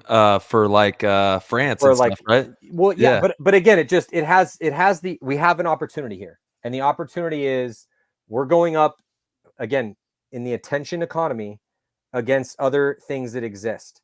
So how much attention can we draw? You know, and this is, again, goes back to the rules and the quarters and the one-on-ones and all these. It's all part of the, you know, of the framework of the discussion well, what product are we giving the world? You know, like, what product are we going to put out there to be like, here you go. Do you give a shit? It's not, again, you could say, are you entertained? But at the end of the day, it's like, do you care? You know, like that's the question. Because if you love it, cool. If you hate it, it's like the whole Howard Stern thing from back in the day. A lot of people younger don't know who Howard Stern is, but, you know, he was like a shock jock, and, you know, he was like famous for the people that loved Howard Stern would listen for like an hour. The people that hated Howard Stern would listen for like 2 hours, you know? And so it's like, you have to create a visceral emotional reaction from, you know, your audience. And so when we're having a discussion about, okay, well, you know, again, understanding that there's this thing that people love playing, and that you know, thousands and thousands of people show up to every year, you know, that is tournament paintball. Like, how do we tweak this? What do we do? I mean, those are nuanced, long conversations. What can people expect to see this Sunday, August 4th? I guess it's like 3rd, 4th, kind of, you know? 3rd, 4th, yeah. Yep, depending on where you're at. What can we expect to see on Saturday night, Sunday AM? Well, you're going to see, again, going back to the GoPro footage, like, and this is, I mean, it was just so cool to kind of see a lot of that woven in. You're going to see a really, you know, relatively tight game against, you know, the team that's the best right now, Legion. I mean, they're in first place by over 123 points, 2 wins in a row, a third, a first, and then Shock, great story there. But what you're really going to see is an opportunity for the game.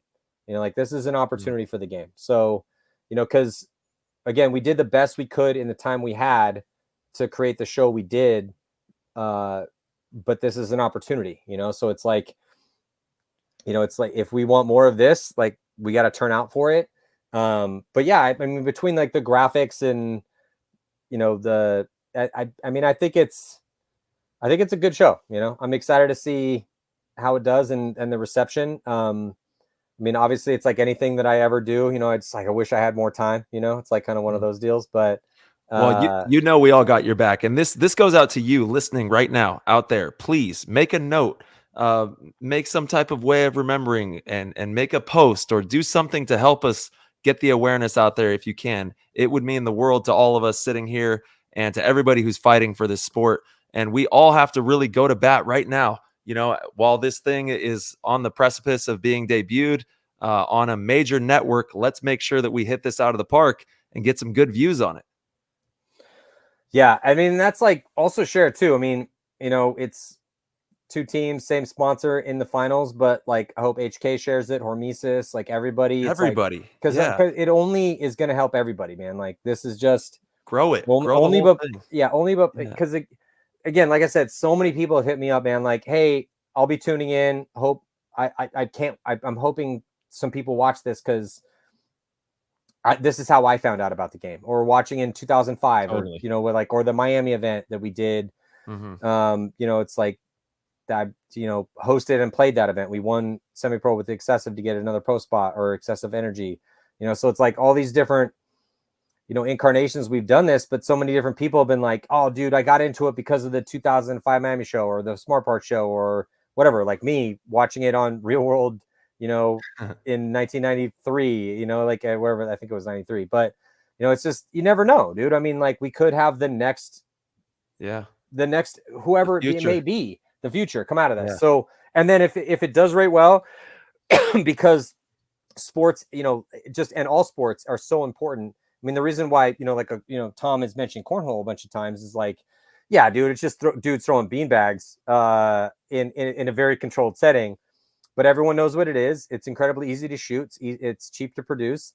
And, you know, they kind of, you know, got into a situation where they could get on a network, show, and they did it. And then the next thing you know, they have like, I can't remember, what was like 200 hours of programming or something that they needed to produce after that. So, you know, like we could get there. Yeah. And that's kind of, you know, again, so it's like, it's like, how do we get to this next stage where, you know, we're continuing to fight against the winds of the world, fighting and using what's possible to try to grow this thing. And everyone does have this like grow paintball thing, but as somebody that like has been in the grow paintball fight for a long period of time, like, okay, well, what are you doing? You know, like what are you actually doing? Are you just bitching from the sidelines, or are you like involved in the fight? Because if you are capable of being involved, be involved, dude. Like help your regional leagues. The regional leagues are the foundation for the national leagues. Like if you have a talent to, you know, whatever it may be, man, like there's so many different ways to do this: playing, organization, media, logistics. So it takes all of us. Yeah. It's all of that is fundamentally important to making it go forward. So yeah, I mean, I'm pretty excited for people that, you know, cause you know, it's like, we know what happened from our paintball fans. Like, you know, okay, we know Legion won and Shock lost, but like, how did they lose? And then just, you know that we're trying to continue to up the game, you know, like, and so I think that I don't care if I've seen that finals 5, 6, 7, 10 times. I'm just curious to see how ESPN puts it together, how, you know, this gets presented. So even if you have watched it, who cares? One, obviously we all have to tune in to support, but two, I'm genuinely curious to watch it. It's going to be incredibly entertaining. Yeah. And so, and again, it's like, you know, we had to cut some points out. I mean, you just can't into 22 minutes. Yeah, dude, like you're creating a show, you know, so it's the same thing when you read a novel and then it goes to a movie or it goes to a show. It's like, it's the same thing, man. So it's like, understand that that's the situation. So like, don't get mad if you're like, oh, well, why didn't they show? Dude, we do not have the time to do that. Do you want this on ESPN or do you not? Because if we went to ESPN, like we need more time. It's like, no, that's not how this works, guys. Like they give us an opportunity. We create the best show we can for that time slot. And we shoot, you know, put in the most amount of like information and drama and story that we can, given that element. And that's just what it is, you know? So yeah. So I'm stoked on it. I mean, it's just like, I am a salty dog in this fight. You know, it's like, I've been doing this. To me, it's just like, it's it's like when the producers, they're like, hey, we need to get, we need some more pickups for this or that. Like, we're trying to craft this 60-minute. Like, yeah, whatever you need, man. Like, next week through this time and this time, I'm cool with that. You need me to get me in the studio, cool. If I can do the pickups from home, cool. Like, whatever you need some help with the this or that, like, just let me know. It's like I'm just locked into doing what, like, I'm completely zened in doing whatever, and I have been since this last event. Oh, you guys need a complete breakdown of that last game. Here's 4,000 words. Like, this is as intricate as it's gonna get. So it's like, whatever you need, man. Like, whatever you guys need. So I'm just like, I've been doing, obviously we got our regular stuff too. I know I speak on behalf of everyone listening right now, but we're so damn grateful for you, Matty, and everything that you do. Like, straight up, dude. And nobody else could do what you do. That's actually what's even more special about it. Not only are you willing, but you are truly the only person in this sport that can do what you do. So you're absolutely irreplaceable. And you were talking about legacy earlier in the show. That is going to live long, my friend. That is going to live long. And yeah, like Tyler said, we thank you. No, I appreciate it, man. It's like, I've been working on this for a while. I'm finally like really trying to dial in episode 1 of this, but I'm starting a history podcast called Second Death. And, that's right. Yeah. And it's about time. No, I know it's been hard. It's about man. time. We could go back to episode 15 when we had you on. I know. When we talked about this damn podcast. But it's hard, like, you're right. It's just that I want to do something special, and I want to do, it's the same way I approach what I'm doing with paintball. It's like, I definitely could have chosen way more lucrative. Well, you don't half-ass anything. You're not going to half-ass anything you do. I know that about you. You know, I just can't, man, because it's like I'm haunted at night by, and I still, it's like, this is why I brought this up earlier, but it's like, I don't have like my, whatever I talk to people over years, like, I don't have nightmares. Like, nightmares are not a thing that I have, but I do have dreams where you have this, like, one of this, and this is a reoccurring dream for me. It happens at least every couple months. And it's like Bob Long, who was the captain of the Army back in the day. And he comes up to me and he's like, and this dream has variations, but he's so many hundreds of variations throughout the years. Really? Wow. Yeah. This has been happening to me for, years. But, Bob Long, in my dream, he's like, all right, kid, here's your chance. Like, you gotta get out here, and we want you to play, and we're expecting a lot of you. It's like basically him coming to me as the patriarch, as the leader, and saying, you have a choice. You can do this or not. But if you do it, you need to be amazing at it, and, and in those dreams, like, and then I go back and I try to get my stuff ready, and like, everything's breaking. My gun breaks, my loader won't work, my air system won't charge. Like, I can't get ready to get out there and go out there to do that thing. And then when I do get out there, it's a disaster, it's bad. And there's variations of this, like I said, and I wake up like every time from that, and I have to remind, it's kind of, I have the same, there's another version of this. My dad's had this same recurring dream for 50 years. But it's like, you show up to a class, and the final is about to go down, and you haven't prepared at all. And then, like, your college degree's at stake, and you wake up from that, and you're just like, oh, okay, I have a college degree. And I have those dreams. Like, I have to remind myself, like, okay, I did graduate from San Diego State. And when I wake up from those Bob Long dreams and the Ironman dreams, I have to remind myself, like, okay, you're a world champ. You accomplished all these things that you wanted to achieve when you were younger. Like, this is just a flash of responsibility from the vortex of dreams.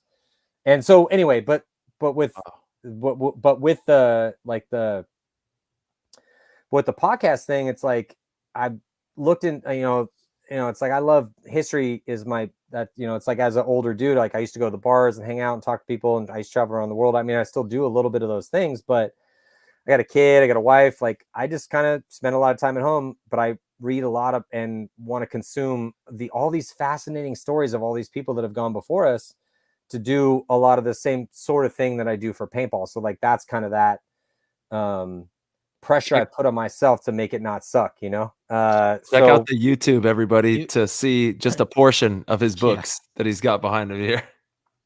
But yeah, so that's kind of like, you know, so when I looked at this and it's something I wanted to do, I like really wanted to take a microscope to it. So, and taking a microscope to things from a historical perspective, it takes a lot of time, man. You got to read thousands of pages and listen to hours of interviews. And, you know, it's like, you know, just to make it, it's kind of the same thing. It's like, I'll spend 4 days perfecting a 30-second little bit so that when people listen to it, they give a shit, you know, because at the end of the day, like, that's what gets me up in the morning. Like, that's my ultimate North Star, is making people care. And so making people care about history is, and this is kind of like, it's one of those things, like you talk, you know, it's like you go and spend time at a kid's birthday party, like, because I'm an older dude. So it's like, meet up with people for lunch, go play golf, meet people at, you know, kids' birthday parties. And you have these conversations about life, but a lot of it's just on the periphery, you know. It's like, but what animates my soul is that, you know, we as humans have existed for such a long period of time, and we only got here through razor thin experiences of just bravery, tenacity, gumption, all these like really admirable morals and traits that we look up to as our, again, guiding lights that we like all want to aspire to. But, you know, some people actually did those things in real-time situations to change the trajectory of all of humanity. And so like that's the, and in that, and there's a reason why it's called the second death. And this is why I love, and this is what, like, you know, because if you notice the stuff that I produce, like, it's hard for me to put stuff out on social media. Like, I hate talking about myself, but I love talking about other people, you know, and like, that's what I do. Like, my whole entire existence is kind of predicated around hyping other people. You know, I fucking hate and loathe when I'm forced to talk about myself. People like, when Marcel's like, hey, do you have a headshot, or let me get this bio? It's like, it's, you know, it's hard for me, man. Like, I just was raised in that, like, don't talk about it, be about it. Like, this is about you. It's not about you. It's about the team, blah, blah, blah, all those cliches. But like, I took that shit to heart. And, you know, so like, I literally spend my entire adult, I've spent like the past 20 years, like, just trying to give a lot of respect to the people that do this at its highest level. And it means a lot to me, you know, like, that's because you know, it's like the second death is a real thing. You know, it's like my grandfather wrote 2 books just to circulate amongst the family. They never were published for anyone else. He literally, you know, he was an engineer, he did well in his life. And he wrote 1 book about his wife called Mary Beth. That was my grandmother. And then he wrote another book called Pop, and it was about his family. And so like, I grew up with this, and they've been dead for 20 years, but you know, it's I grew up with this understanding that, you know, you die physically for that first time when you breathe your last breath, but when your name is uttered for the last time, that's your true death. That's the second death. And that second death is way more potent than the first one, you know, because it's like, what influence did you have on the world? What did you do? What did you accomplish? And so I've always wanted to highlight the people that have achieved, you know, that have done great things and that deserve acknowledgement. And that's like I said, like, that's what gets me up in the morning, other than my son and my wife and my life, you know. But like, that's my prime mover. That's my North Star. And there's so many historical figures that you can take a deep dive into to highlight as well. So I cannot wait until that podcast is on the air. That's going to be tremendous. Yeah, no, and I'm excited too. Again, but it's been, you know, it's like, I have to, you know, there's a lot of different, whatever. There's like anything. It's like, what's the point of view? What's the tone? How's this? All these different things. But it's like, and that's kind of, you know, it's like, I'm human, you know, like I'm not a robot, dude. Like, this is not easy for me. It's not easy for me to do the 10-hour shows. It's not easy for me to kind of just try to not make, it's like, I'm a human, dude. I'm going to make mistakes, and I'm going to be, you know, I get in my head sometimes too. And I'm like, why would I even do this? This requires hundreds of hours of work. Like, what's the point? You know? So It's just kind of, but it's like, it's gotten to the point where it's like, yeah, but good, so what, it's like, this is, that fucking A, like, again, second death, dude, like, you're good at this. Tell these stories. I really believe you need to do it, Matty. I think you'd be incredible at it. I know I would listen to it. I would genuinely be interested and curious. And again, not just saying that because you're one of my friends, like you said, it would be a very interesting, entertaining podcast. You got the voice for it. You got the knowledge. You have a way of telling stories. I have a few different podcasts that I do listen to that I'm just trying to gather information and learn from. And I feel like it could be a whole nother venture for you that one could actually maybe even benefit paintball, because you could potentially reach, an audience much larger than paintball fans. And then as they learn more about you, they could become interested in paintball. Well, it's funny you say that, because like I've thought about, the intro, especially for when you're trying to do something of substance, is like, and again, I think the reason why I'm just being honest with everybody. It's like, when you've been doing something for a long time, when I come in and do a voiceover for something, like, it has to be good. Like, Yeah. I don't have there's no leeway for me to, he phoned this one. Like, no, it has to like hit, dude. Like, it has to hit, dude. It has to be good.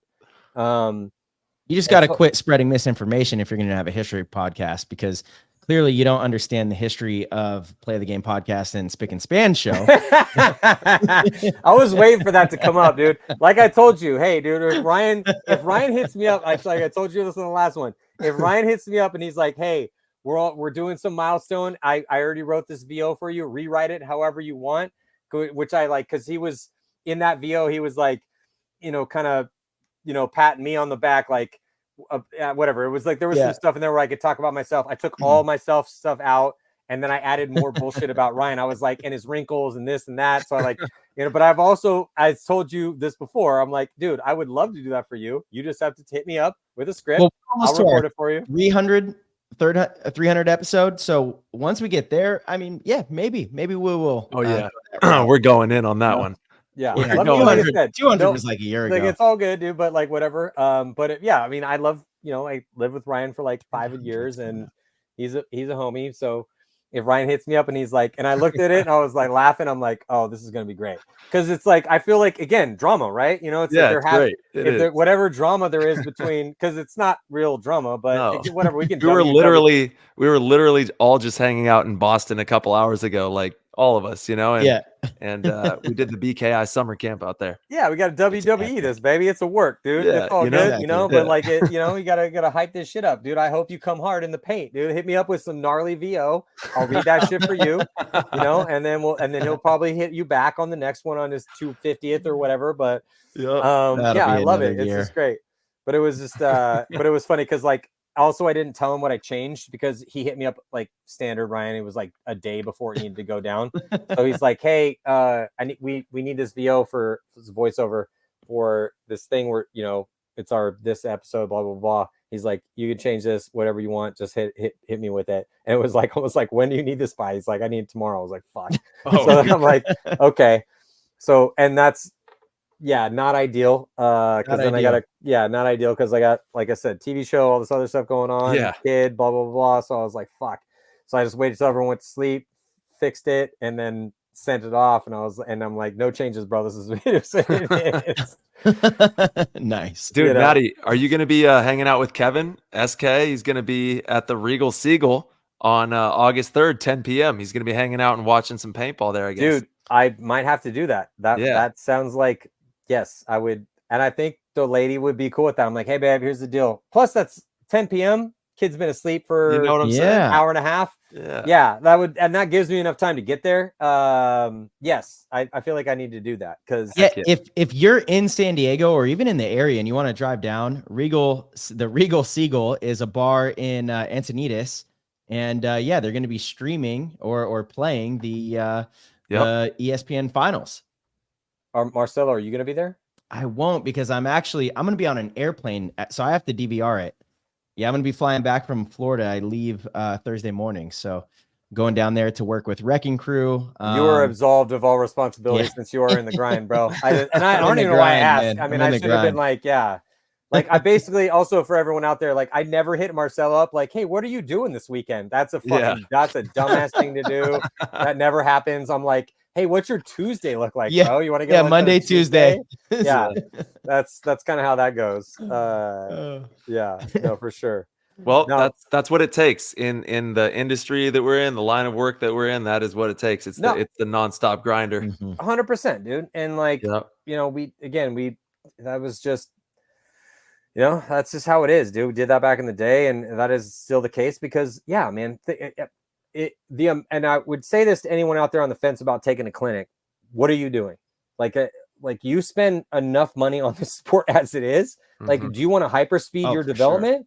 Sure. You like, that's how you hype. And look at all the success cases that have come out of, you know, BKI.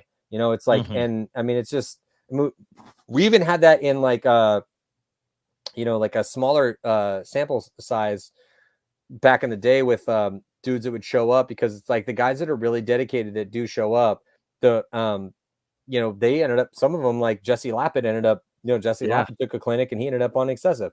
So it's like, that's absolutely the way to go, man. I mean, it's just like, whatever, it's the same thing with golf, bro. Like, or whatever, it doesn't matter what it is. It does not matter what it is. Whatever you're doing, if you want to know how to do what it is you're doing well, you can either spend a shit ton of time wasted, and not necessarily wasted if you acquire skills, and you can do all that by yourself and figure it out the hard way, or you can just pay someone to hyperspeed your development. Like, it's a no-brainer, dude. Like, it's a no-brainer.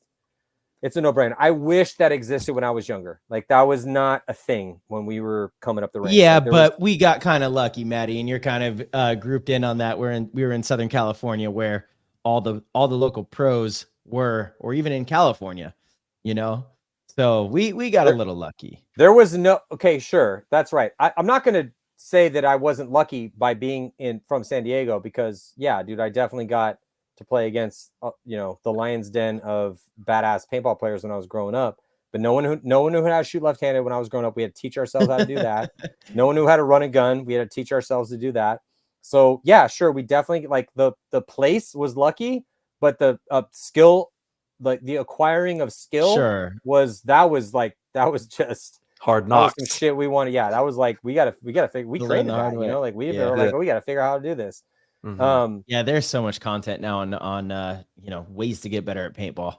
You could go on YouTube. There's all sorts of videos. You can listen to these podcasts. You could watch film. You know, that wasn't a thing. You could watch the pros compete, see what they do. Yeah. But but Marcelo, do we have any questions from the Discord or anything before we kind of get you know? We do, absolutely. I mean, I'm down to, if you let me go pee, I'm down to stay however long you want. But dude, yes, if you need to use the bathroom, by all means. Yeah, go pee if you need to. I'm gonna go pee real quick. Okay. Rack up some questions in the Discord. Again, like, you got, like, I don't, the kid's gone. He's at swim lessons. I'm down to spend however long. Oh, we got you, baby. All right, I'll be right back. All right. Marchie, you been watching the Olympics? Nah, not really. Not at all? No? I mean, I'll watch the USA basketball stuff, I guess. But other than that, I honestly don't really follow the Olympics too much. I also haven't had any time. I mean, we just got back from summer camp. And, I mean, yesterday, I just kind of like took a day off with Sahar. We went down to Balboa Park. And then today I've just been back at it. Busy all day. Yeah, so, I feel that. Yeah, like the basketball. I mean, if it's on, we actually saw a little bit of it when we were at the airport. Yeah, I don't follow too much. It's, you know.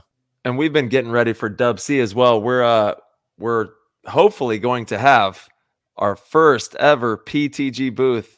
We're hoping.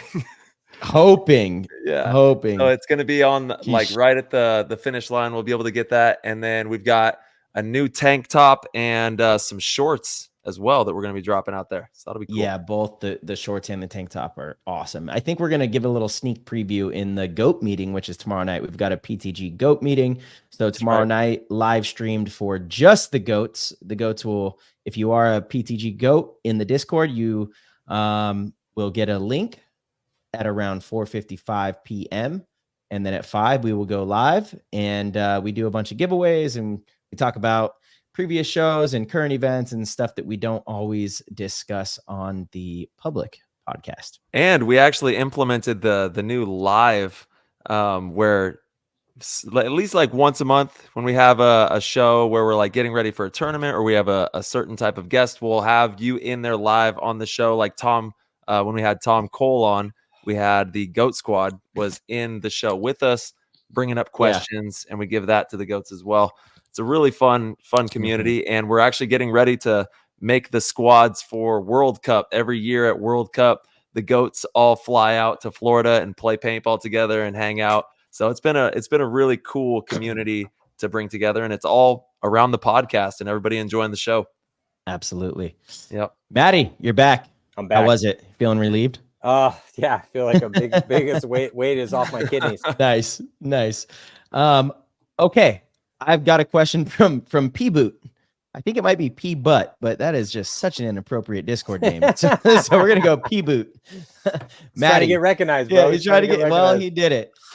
Matty, having seen so many players come and go, what are the top 3 defining attributes of a truly dominant professional player? That's a really good question, P Butt. I would say that the defining elements of a elite, like Hall of Fame, Hall of Icons player, a guy that I would look at and be like, yeah, it's a no-brainer, is your ability to play multiple positions, your ability to win tournaments, like to be a actual like needle mover in the finals. Because, think about that, because then I was on, I can't remember what show I was on recently, but somebody was saying like, oh, Matty, it's not true, because I was saying like people only remember the winners. And he was like, oh, people remember this and that. And I was like, maybe they do. But when I sit down and like look at the aggregate of your career, it's like, what did you do in the finals? What did you do to get your team to the finals? Like, what did you do on Sunday? Yeah. It's like, what were your actual contributions when it was incredibly difficult, when everyone knew what you were doing, and then the game plan gets thrown out the window and you had to pull out some crazy ass fucking 2-on-3, like when it's, you got 45 seconds like that. Like, so situational greatness would be important. And then I think the last thing is like, again, just because, and this is less important because I feel like, but it's like just being somebody that people either wanted to hate or root for, it's like, those are the things that are, kind of died in my mind as the most crucial things to like paintball greatness. Cause like LaSoya was a force multiplier, bro. Like when we were playing, anyone that played Chris, like, dude, like that dude was just, I mean, I watched him play Rage one time and shoot 8 dudes in 30 seconds. He literally shot eight fucking guys in 30 seconds. He got to an airball. It's like 99, 2000 airball just first came out. There was like a sub, thing. He got to it. They didn't see him get there. He was just, and it was so good. It was so undeniably elite that Shane Pistano and I were out there scouting. It was just me and him right next to each other. And we walked away and it was just like, fuck, dude, Chris is so good. Like, it was just undeniable, so, so be undeniably good at your skill set, be really, really, really elite in pressure situations, and be a winner. Like, those are the things that are like, those are the most important things. If you're that guy, well, yeah, dude, one day when your name ends up on the Hall Icons vote and I have to sit there and think about like, no, I won't be thinking about it. I'll be like, yep, yeah, he's in, it's like, you guys are 2 of those dudes, I mean, Marcelo, your run the past couple of years, it's like, yeah, I mean, you could literally like do nothing. You could like, that's it. I'm done, boys. I'm retiring. I'm going to go run a pizza joint. I bought another pizza joint. Shout out to Slice House. I'm gonna go run. Yeah, I'm gonna go run a Slice House, and that's it. I'm done. My knees are shot. I'm over it. But And then when I would get your ballot, I'd be like, yep, Marcelo's in for sure. You know, it's like, so those are kind of the transessential elements that I think are key to the game. When is the Slice House in Greece opening up? I think we'd have to have some sort of spin-off with gyros. Yeah. I'd eat Euro meat on a pizza. I mean, I've never had that. Yeah, it could be good. I would Could eat Euro be. meat on There a you go. pizza. Yeah, it could be good. I mean, Interesting. Euros. It's a funny because Step like around and find out. every place has the like late night food, you know. Yeah. So Yeah. like if you're gonna go, when we were living at the beach in San Diego, the late night food was Mexican. So you're gonna eat a California or carne asada burrito and you're gonna love it. But then when we went to like London, or Sweden, it was like sandwiches. France was like Euros, you know. Yeah, so like the every place, kebabs. yeah, All about kebab, the kebabs. yeah, kebabs. So it was like, oh, where's the 3 a.m., 4 a.m. kebab shop? So it's like, what's the late night food? But I mean, I would eat some Euro meat on a pizza, and also, or just like kebab. Like, there's different ways to do it. That could be, like a We're onto something crossover. here. We're on to something here. This is also a perfect segue from Verbal.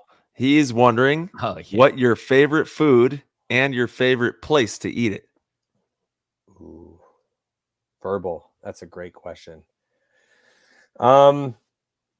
Well, actually, now that I think about it, this is a really easy answer, and it's not going to be a fun one because you can't go there. But my favorite food to eat, which I only eat once a year on my birthday because it's too expensive to buy normally, is king crab. So every year, and this has happened for a long time, most of my adult life, once I realized that this was my favorite food, is king crab. And then instead of forcing my parents or a loved one to take me out to dinner to eat king crab for a exponential price, so my favorite food is king crab, and my favorite place to eat it is at my parents' house. Mm-hmm. So that would be an easy answer. I mean, I Nice. love a good steak and I love Mexican food. Those would be my two next go-tos. And that would be, that would be a 45-minute long conversation, but yeah, my parents' house and king crab for sure. And an ample amount of butter, tons of butter. Well, and also, yeah, dude, you got to melt like a pound of butter. But the thing about king crab is, like, if you buy it at Costco and eat it at someone's house, you can literally get twice the amount that you would get, you know? So it's like, it's just a smarter decision, and it's the same king crab, you know? So hell yeah. But yeah, I love king crab. And my parents' house, like, I love my parents, and I mean, you know, they were hardcore parents, but they were amazing guidance as a child and as an adult. So anytime, and they still live in the same house that I grew up in. So going back to the same house that I grew up in and eating my favorite food, that's an easy answer, dude. Yeah, absolutely. Nice. All right, we got Osborne for this. Matty, if you could have a current pro player become a sideline reporter for the webcast, who would it be? Current pro player. And then someone said, and why, or is that what they said? Nick Sloviak would be like the best at? Nick would be amazing at that. I mean, Nick's like Nick has a deep baritone voice, and you can't teach that. So that's like, when you do broadcast, the deeper your voice, the better it is. We were just hanging out with him out on the East Coast too with BKI. He is the best. It's pure comedy the whole damn weekend. It's like just shenanigans. I love hanging out with Nick. But yeah, no, but that's kind of the that's the rub with Nick, right? Is that he's got just a beautiful God-given voice to speak and for people to want to listen, because it just resonates. And he knows the game because he's been doing it at such a high level for so long.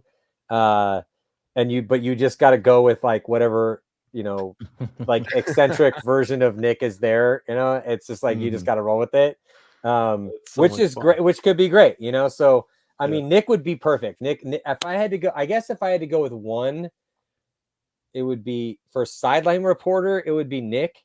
But yeah, because I mean, Todd Martinez is my favorite co-host. I mean, you know, I love Rich. But Todd, Todd is just, I mean, like, Todd's been there the longest too, you know, like Todd has crushed it every single time that I've asked Todd, like, hey, especially if I'm like, hey bro, we got to lock in on this one, because Todd watches a lot of sports, and so he understands the flow. And then he's lived every single microsecond of every bit of being a paintball player. Like he's been the rec guy, he's been the business owner, he's been the coach, he's been the all-star. Like he's been every bit of it. But he's not like a sideline reporter type guy. And Nick does great play-by-play too. But I feel like Nick would crush it if we're just going again. If the question is who would be the number one guy from current pro players, I feel like I couldn't go with a better pick than Nick. Because he has the experience of already having done a ton of broadcasts. He's a legend in the game. He's been around forever. He's won. He's beloved. Yeah, I mean, because that's the thing. Like that was the thing with Lauren. Is that Lauren had done it for so long and she was great at it. But Lauren had also like earned the respect of a lot of players. So she could just roll up and be like, hey, Tyler, like, I need an interview. And you'd be like, okay, cool. Let's do it. Like you don't have to look at this person and be like, who the fuck are you? And why are you here? Which is crucial. Like sideline reporting is part of like being in the scene. You need to like, yeah, sure. Okay, cool. If we're going to like a big production with, a big, because they could, ESPN could bring in some super talented sideline reporter that's been doing it forever, or that did it on like a college level, and bring her in. And you, of course, you're going to have to respect her just because she's of that spot. But like, we're not really at that spot, So, like, in order for us to get the best, because again, what's our hierarchy of need? We need drama. We need insight. We need information. And if you're not down, if you don't respect that person that's asking you that question, that's in that moment, well, that's a problem. Because if any sort of doubt that's in your mind as to this person that's asking that question, that's a problem, because then we don't have a lot of time to work with. So that person has to come up to you, know what they're talking about, and be like, hey, Marcelo, hey, can I get a little quick hit off of what just happened? You're like, yeah, I'm cool with that. Like you have to look at that person and in that second be like, all right, cool. Yeah, I'm down. Let's do it. Because we only have maybe a minute to work with, so, and Nick could do that. So that's an eeasy one. Nick Sloviak for sure. All right, Nick, you got the job. Let's go. All right, I got J Tuck. He wants to know, Matty, I hear you talk about jiu-jitsu from time to time. What is your favorite jiu-jitsu submission? Well, it was funny. I think that, it's as a pragmatist, I got to go with what works. So I think the rear naked choke, which I think is the most used, I think it was like 34% rear naked choke. They put out there was a graph that was recently out there, and it was overall submissions used in the UFC over the entire history, and a lot of obscure ones, but the rear, I think it was the rear naked choke that was the most. I think it was like 34.9% of times that was the one. So it's like, damn, I would have to pick the one that works the best. It's like, we got to get shit done. It's like, how are you going to choke this dude unconscious? All right, well, we should probably go with the one that works the best at the most amount of time. And that's an interesting stat. So a third of the time when a submission is performed, yeah, I mean, rear naked choke. I think it was rear naked choke, but I would have to, I don't know. That makes me sense. On that. I that just saw sense. that like a couple days ago, but it was like a quick little hit. But I feel like that would make sense. But yeah, it was just, it's like there's so many crafty ones too. Like a lot of my buddies growing up, when I was on Twisted Factory and played in Modesto, we're all a part of, mixed martial arts and fighting camps.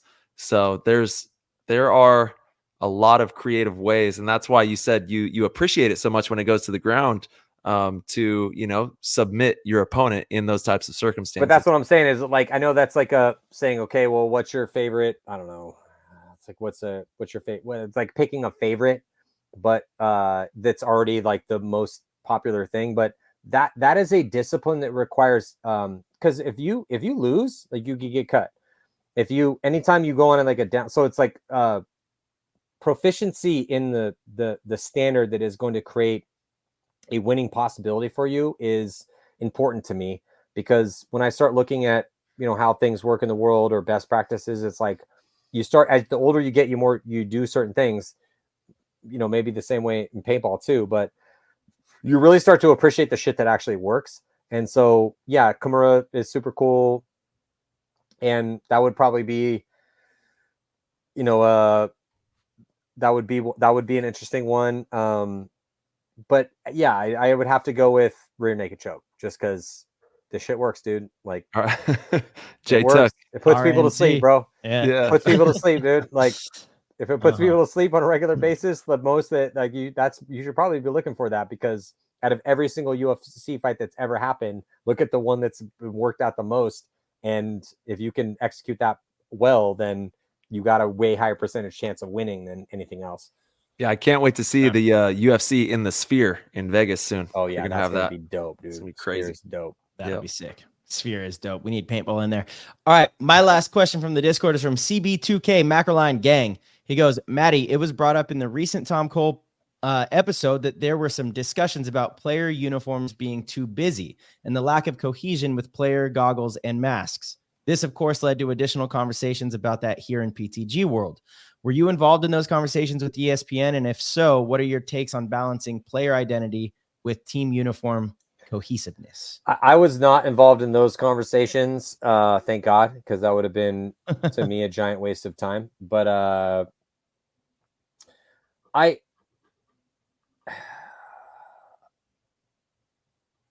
again, we're serving two masters here.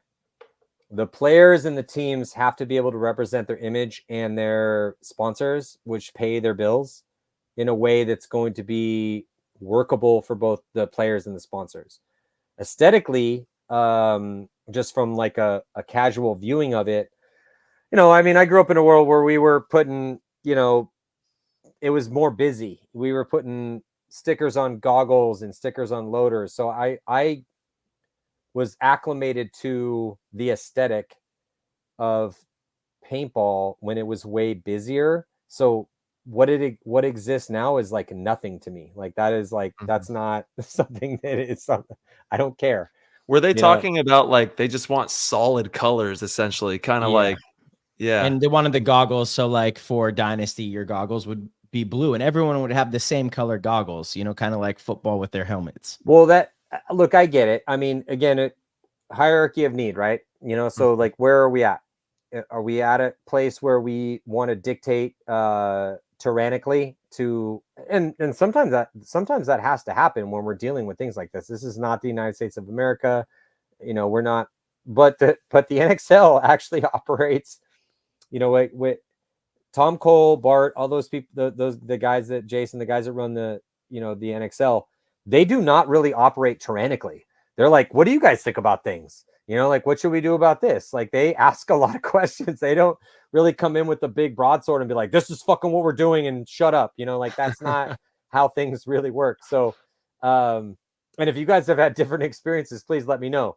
But no, you're correct. Yeah. Yeah. So, but from what I can tell, it's kind of like a little bit of a rule by committee, which makes things move slower, you know. But again, when you are dealing with something that is working, that people enjoy, you know, you do have to be intelligent as a leader and ask opinions from people about things. And I really feel like, and having worked in, you know, I've literally worked in almost every, at least since I'm an adult, since around 2000, I've worked in every incarnation of this. Like, I saw Pure Promotions with the 7-man. I saw, you know, PSP in the very beginnings of the NXL. I mean, I heard about the NPPL and with guys that were dealing with that, like Russ Maynard back in the day and Barry Arena. And, you know, so I've kind of had my eyes open this whole time. Yeah. For a long, you know, for 30 years. And I do appreciate them doing their due diligence to not upset the boat, you know. With that sort of stuff, like, I could see, if we are talking about the, you know, the desire and the need, because like there are some teams that are out there that have very similar jerseys. So if we do get into a situation where we do an ESPN show and they're wearing a lot of similar stuff, and we're also breaking so when you watch a sports, you watch basketball, it's all from like, you know, the Lakers are on one side and the Celtics are on the other side.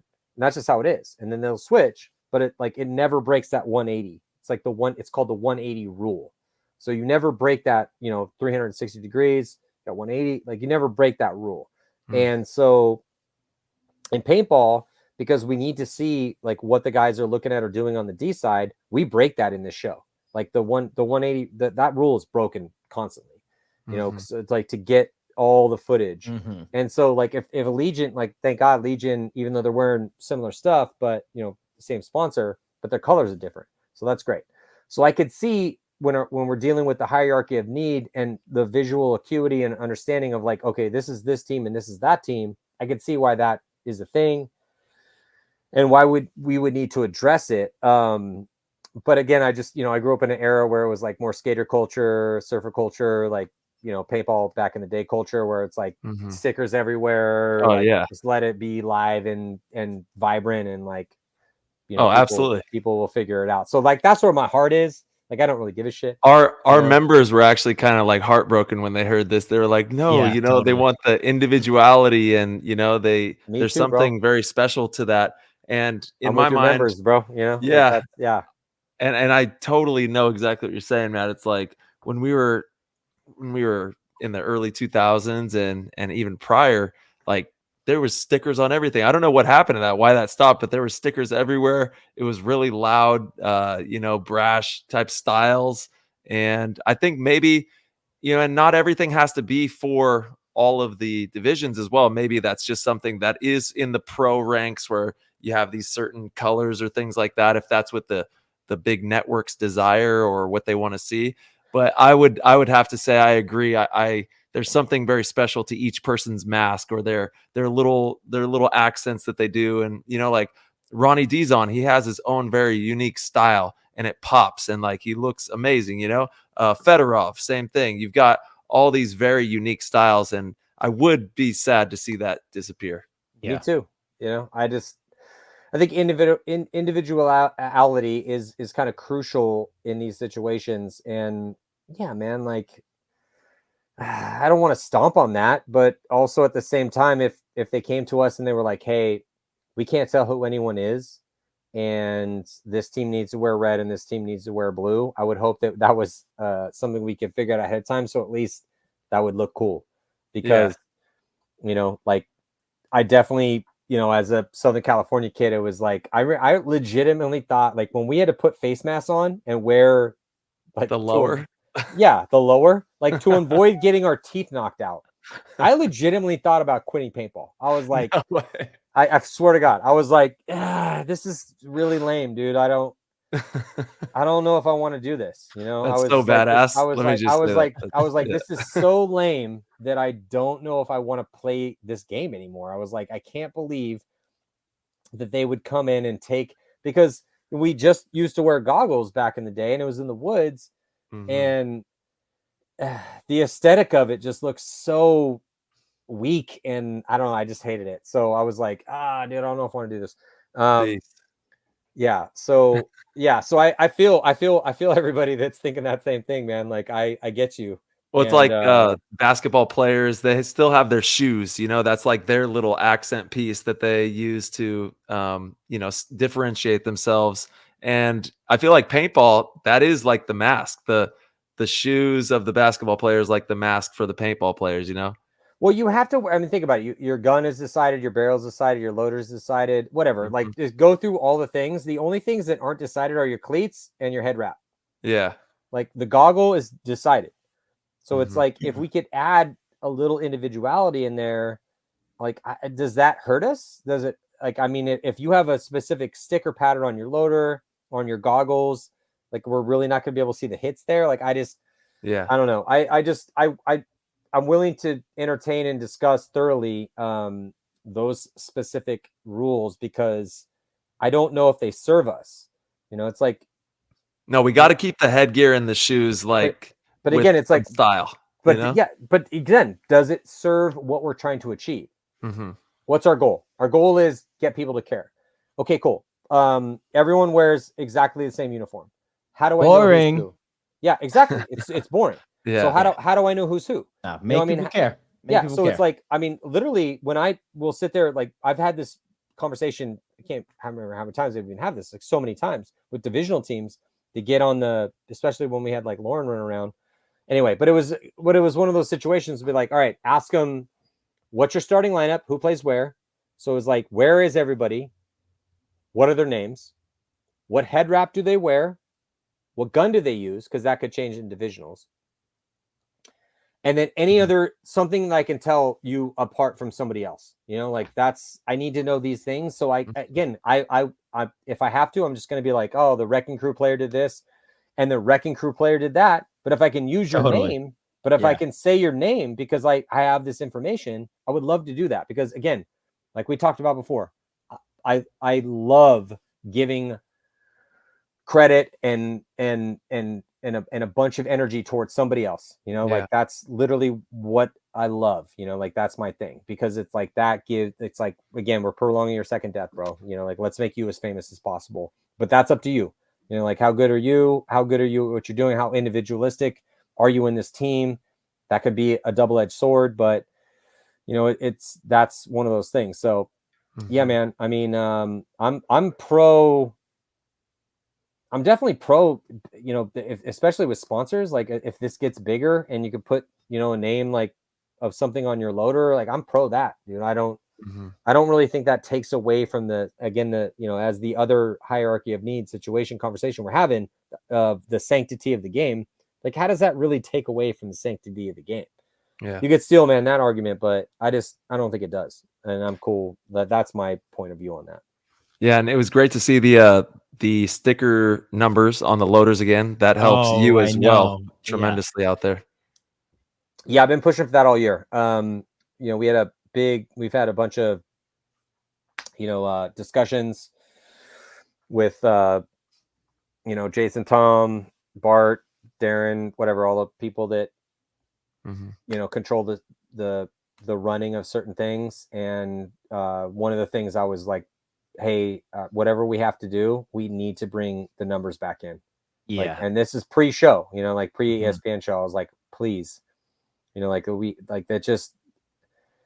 looks great. It looks so professional. It looks great. It's not that hard to pull off. But it's, it's one of those things that like, you still have to, you got to stick the landing on it. Like they have to stick, the actual, literally, they literally have to stick. But yeah, I was like, please, like, again, can we just, sweet baby Jesus, can we make this happen? Yeah. So I'm happy that we're moving that way. And, that's another thing too, is that like, after all these years, it's not just about what we've done. It's about what we've done and what we can continue to do that still makes sense. And just keep applying that pressure. It's like, all right, again, with jiu-jitsu, it's like, I feel like I could get this submission and keep working that. Maybe it develops and maybe they figure out a defense. With a gunfight, it's like when I was talking earlier about these gunfights scenarios and training that we've been doing, it's like you kind of get in a gunfight with somebody and you're like, this person's really weak at this, or they don't understand this, and you kind of you utilize that. So to take that to the production level, there's certain things that I feel very passionate about that I would like to see. Again, it just depends on like what we can pull off with what we have, so, but it's about staying in that fight and trying to present the best product possible to our consumers, to our fans, to the people that support us, that we're, because that's who we're carrying the torch for. It's like, I mean, at the end of the day, that's what this is. It's like, I'm just a paintball guy that came up in this position, and I've been trying as hard as I can to do the best job I can, given what I have and my talents. And I'm just trying to, just carry that, torch forward, given the situation, and that's really all it really is. We're not robots, we're humans, and that's the real situation.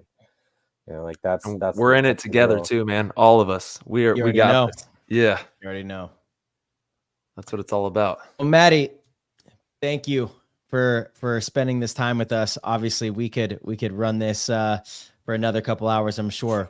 We'll have to have you back on soon. But by the next time we have you on, I hope that it is to announce to everybody that episode 1 of the Matty Marshall History Podcast has been released. I'm trying to get it done this week, to be honest. I mean, I've been, I was trying to get it done the past couple months, but it was just because my first priority obviously is the, you know, people that pay me and to do paintball stuff. And I'm I've been pushing really hard, staying up late, really trying to push to get this first episode out. And it's I've told this a little bit before, but it's about the Battle Midway, and it's the most but it's the most complicated naval battle that's ever been fought. And but it's also one of the most definitive battles that's ever been fought. But the people that fought it are the focus, and both on the Japanese side and on the American side. And it starts out, the first attack was from this one dude who, his name was Bert Ernest. He was the pilot, and his radio man / gunner was 17 years old. So imagine going into a big ass fight that you didn't really, you knew you were going to get in a fight, but you didn't know how bad it was going to be, like how bad the situation was going to be, when you were 17 years old. And, you know, so and then, as they go through that, and they were the first, they were part of the first wave that came in as the attack for the Battle of Midway. And, it was over, you know, they were basically those two guys were the only survivors of that first wave, and the guys that died were, you know, American heroes, obviously, but their stories are really interesting, and to, you know, the people that got there, because these are young men dying with fiancés, with kids, with their parents. I mean, it's not just, oh, this battle happens and these are the casualty rates. Like, for me, it's about telling the actual stories of the people that were involved in this, like that. And that's the second death, you know? So you hear Henry Ferrier and you hear Bert Ernest, you know that, okay, well, but there was other guys that died in that too, you know? Again, there's a lot that went on in that first little engagement. And then we went on to win that battle. And that was, you know, an incredible moment for the Allied powers in World War II, because before that, the Japanese had been whooping everyone's ass, like literally, like on a absolute rampage through the Pacific, beating everyone up, like beating on the British, beating on the Dutch. Like, they just took the sword of Damocles to everybody before that specific fight. And after that moment, the Axis, they were winning, because also at the time the Germans were pushing into Soviet Russia anyway. But it's again the most complicated naval battle that ever happened, and also one of the most definitive moments, like in like a 30-minute period, that ever happened in world history, you know. So I'm excited to tell it. I can't wait. Yeah, let us know how we can like help get the news out too, if you have an Instagram or just, you know, where it's going to be streaming at, so we can help get some traction going your way as well. Appreciate that. Yeah, I mean, I've just been diving into the fucking library and trying to figure out a way to do an intro and to kind of bring us all into this, you know, again, an incredibly complex situation, and do its justice. But yeah, for sure, I'll let you guys know. I'm really hoping to at least get episode 1 recorded in the next week. Like that's my plan. So damn. Okay. Nice, we're gonna have it soon then. There we go. Yeah. Matty, if you need any help, obviously with like the back end, I might okay. Actually. Yeah. And then, I want to start like a YouTube channel too. So if anyone does like animation or that sort of stuff, or I kind of appreciate the help. I mean, I have some resources to get upon, but yeah, we got a team, man. We got a full team. My big thing is that, I really want to tell historical stories in a way that do the story justice, so that we remember it. So that, cause that's the thing, you know, is it like, you know, maybe your grandpa, you don't remember his, like, do you guys, I mean, I had to go back and I don't know.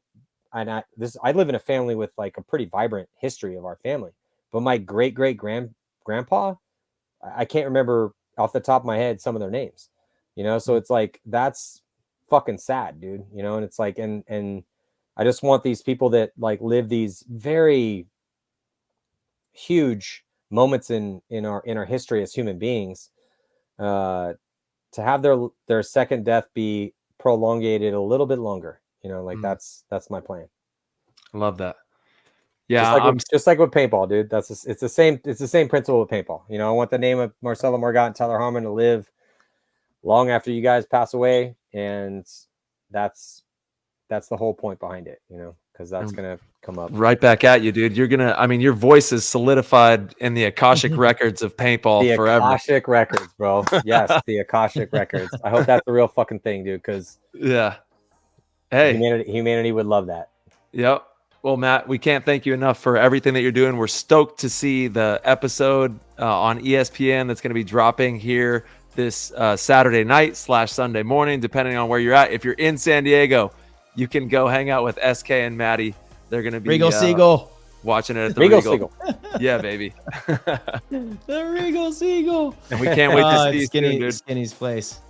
Yeah. Matty, yes, sir. Thank you so much, brother. We'll talk soon. Have a good night. Peace. Cheers, boys. Peace. Cheers, bro.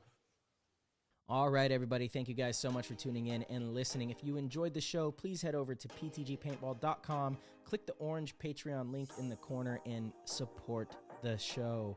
We greatly appreciate it. We have tiers as low as $1.99 a month. That is nothing, guys, and it'll give you access to the Discord, where you get access to the players chat and get to mingle with the entire PTG community. We have tons of different pros in there. Tyler and myself are very active, and it's an amazing way to support the show. We also have amazing other tiers. If you want to be one of the best, want to be a GOAT, sign up for the GOAT tier. It's the greatest way to support us, and each month we do a private live stream show, one-on-one kind of thing, to where it's just the GOATs, and Tyler, myself, will bring in some special guests every now and then, but you get to ask us questions in real time, live on the air, and you get lots of inside juicy news that we don't share on the show. So, as always, we will see you guys very soon.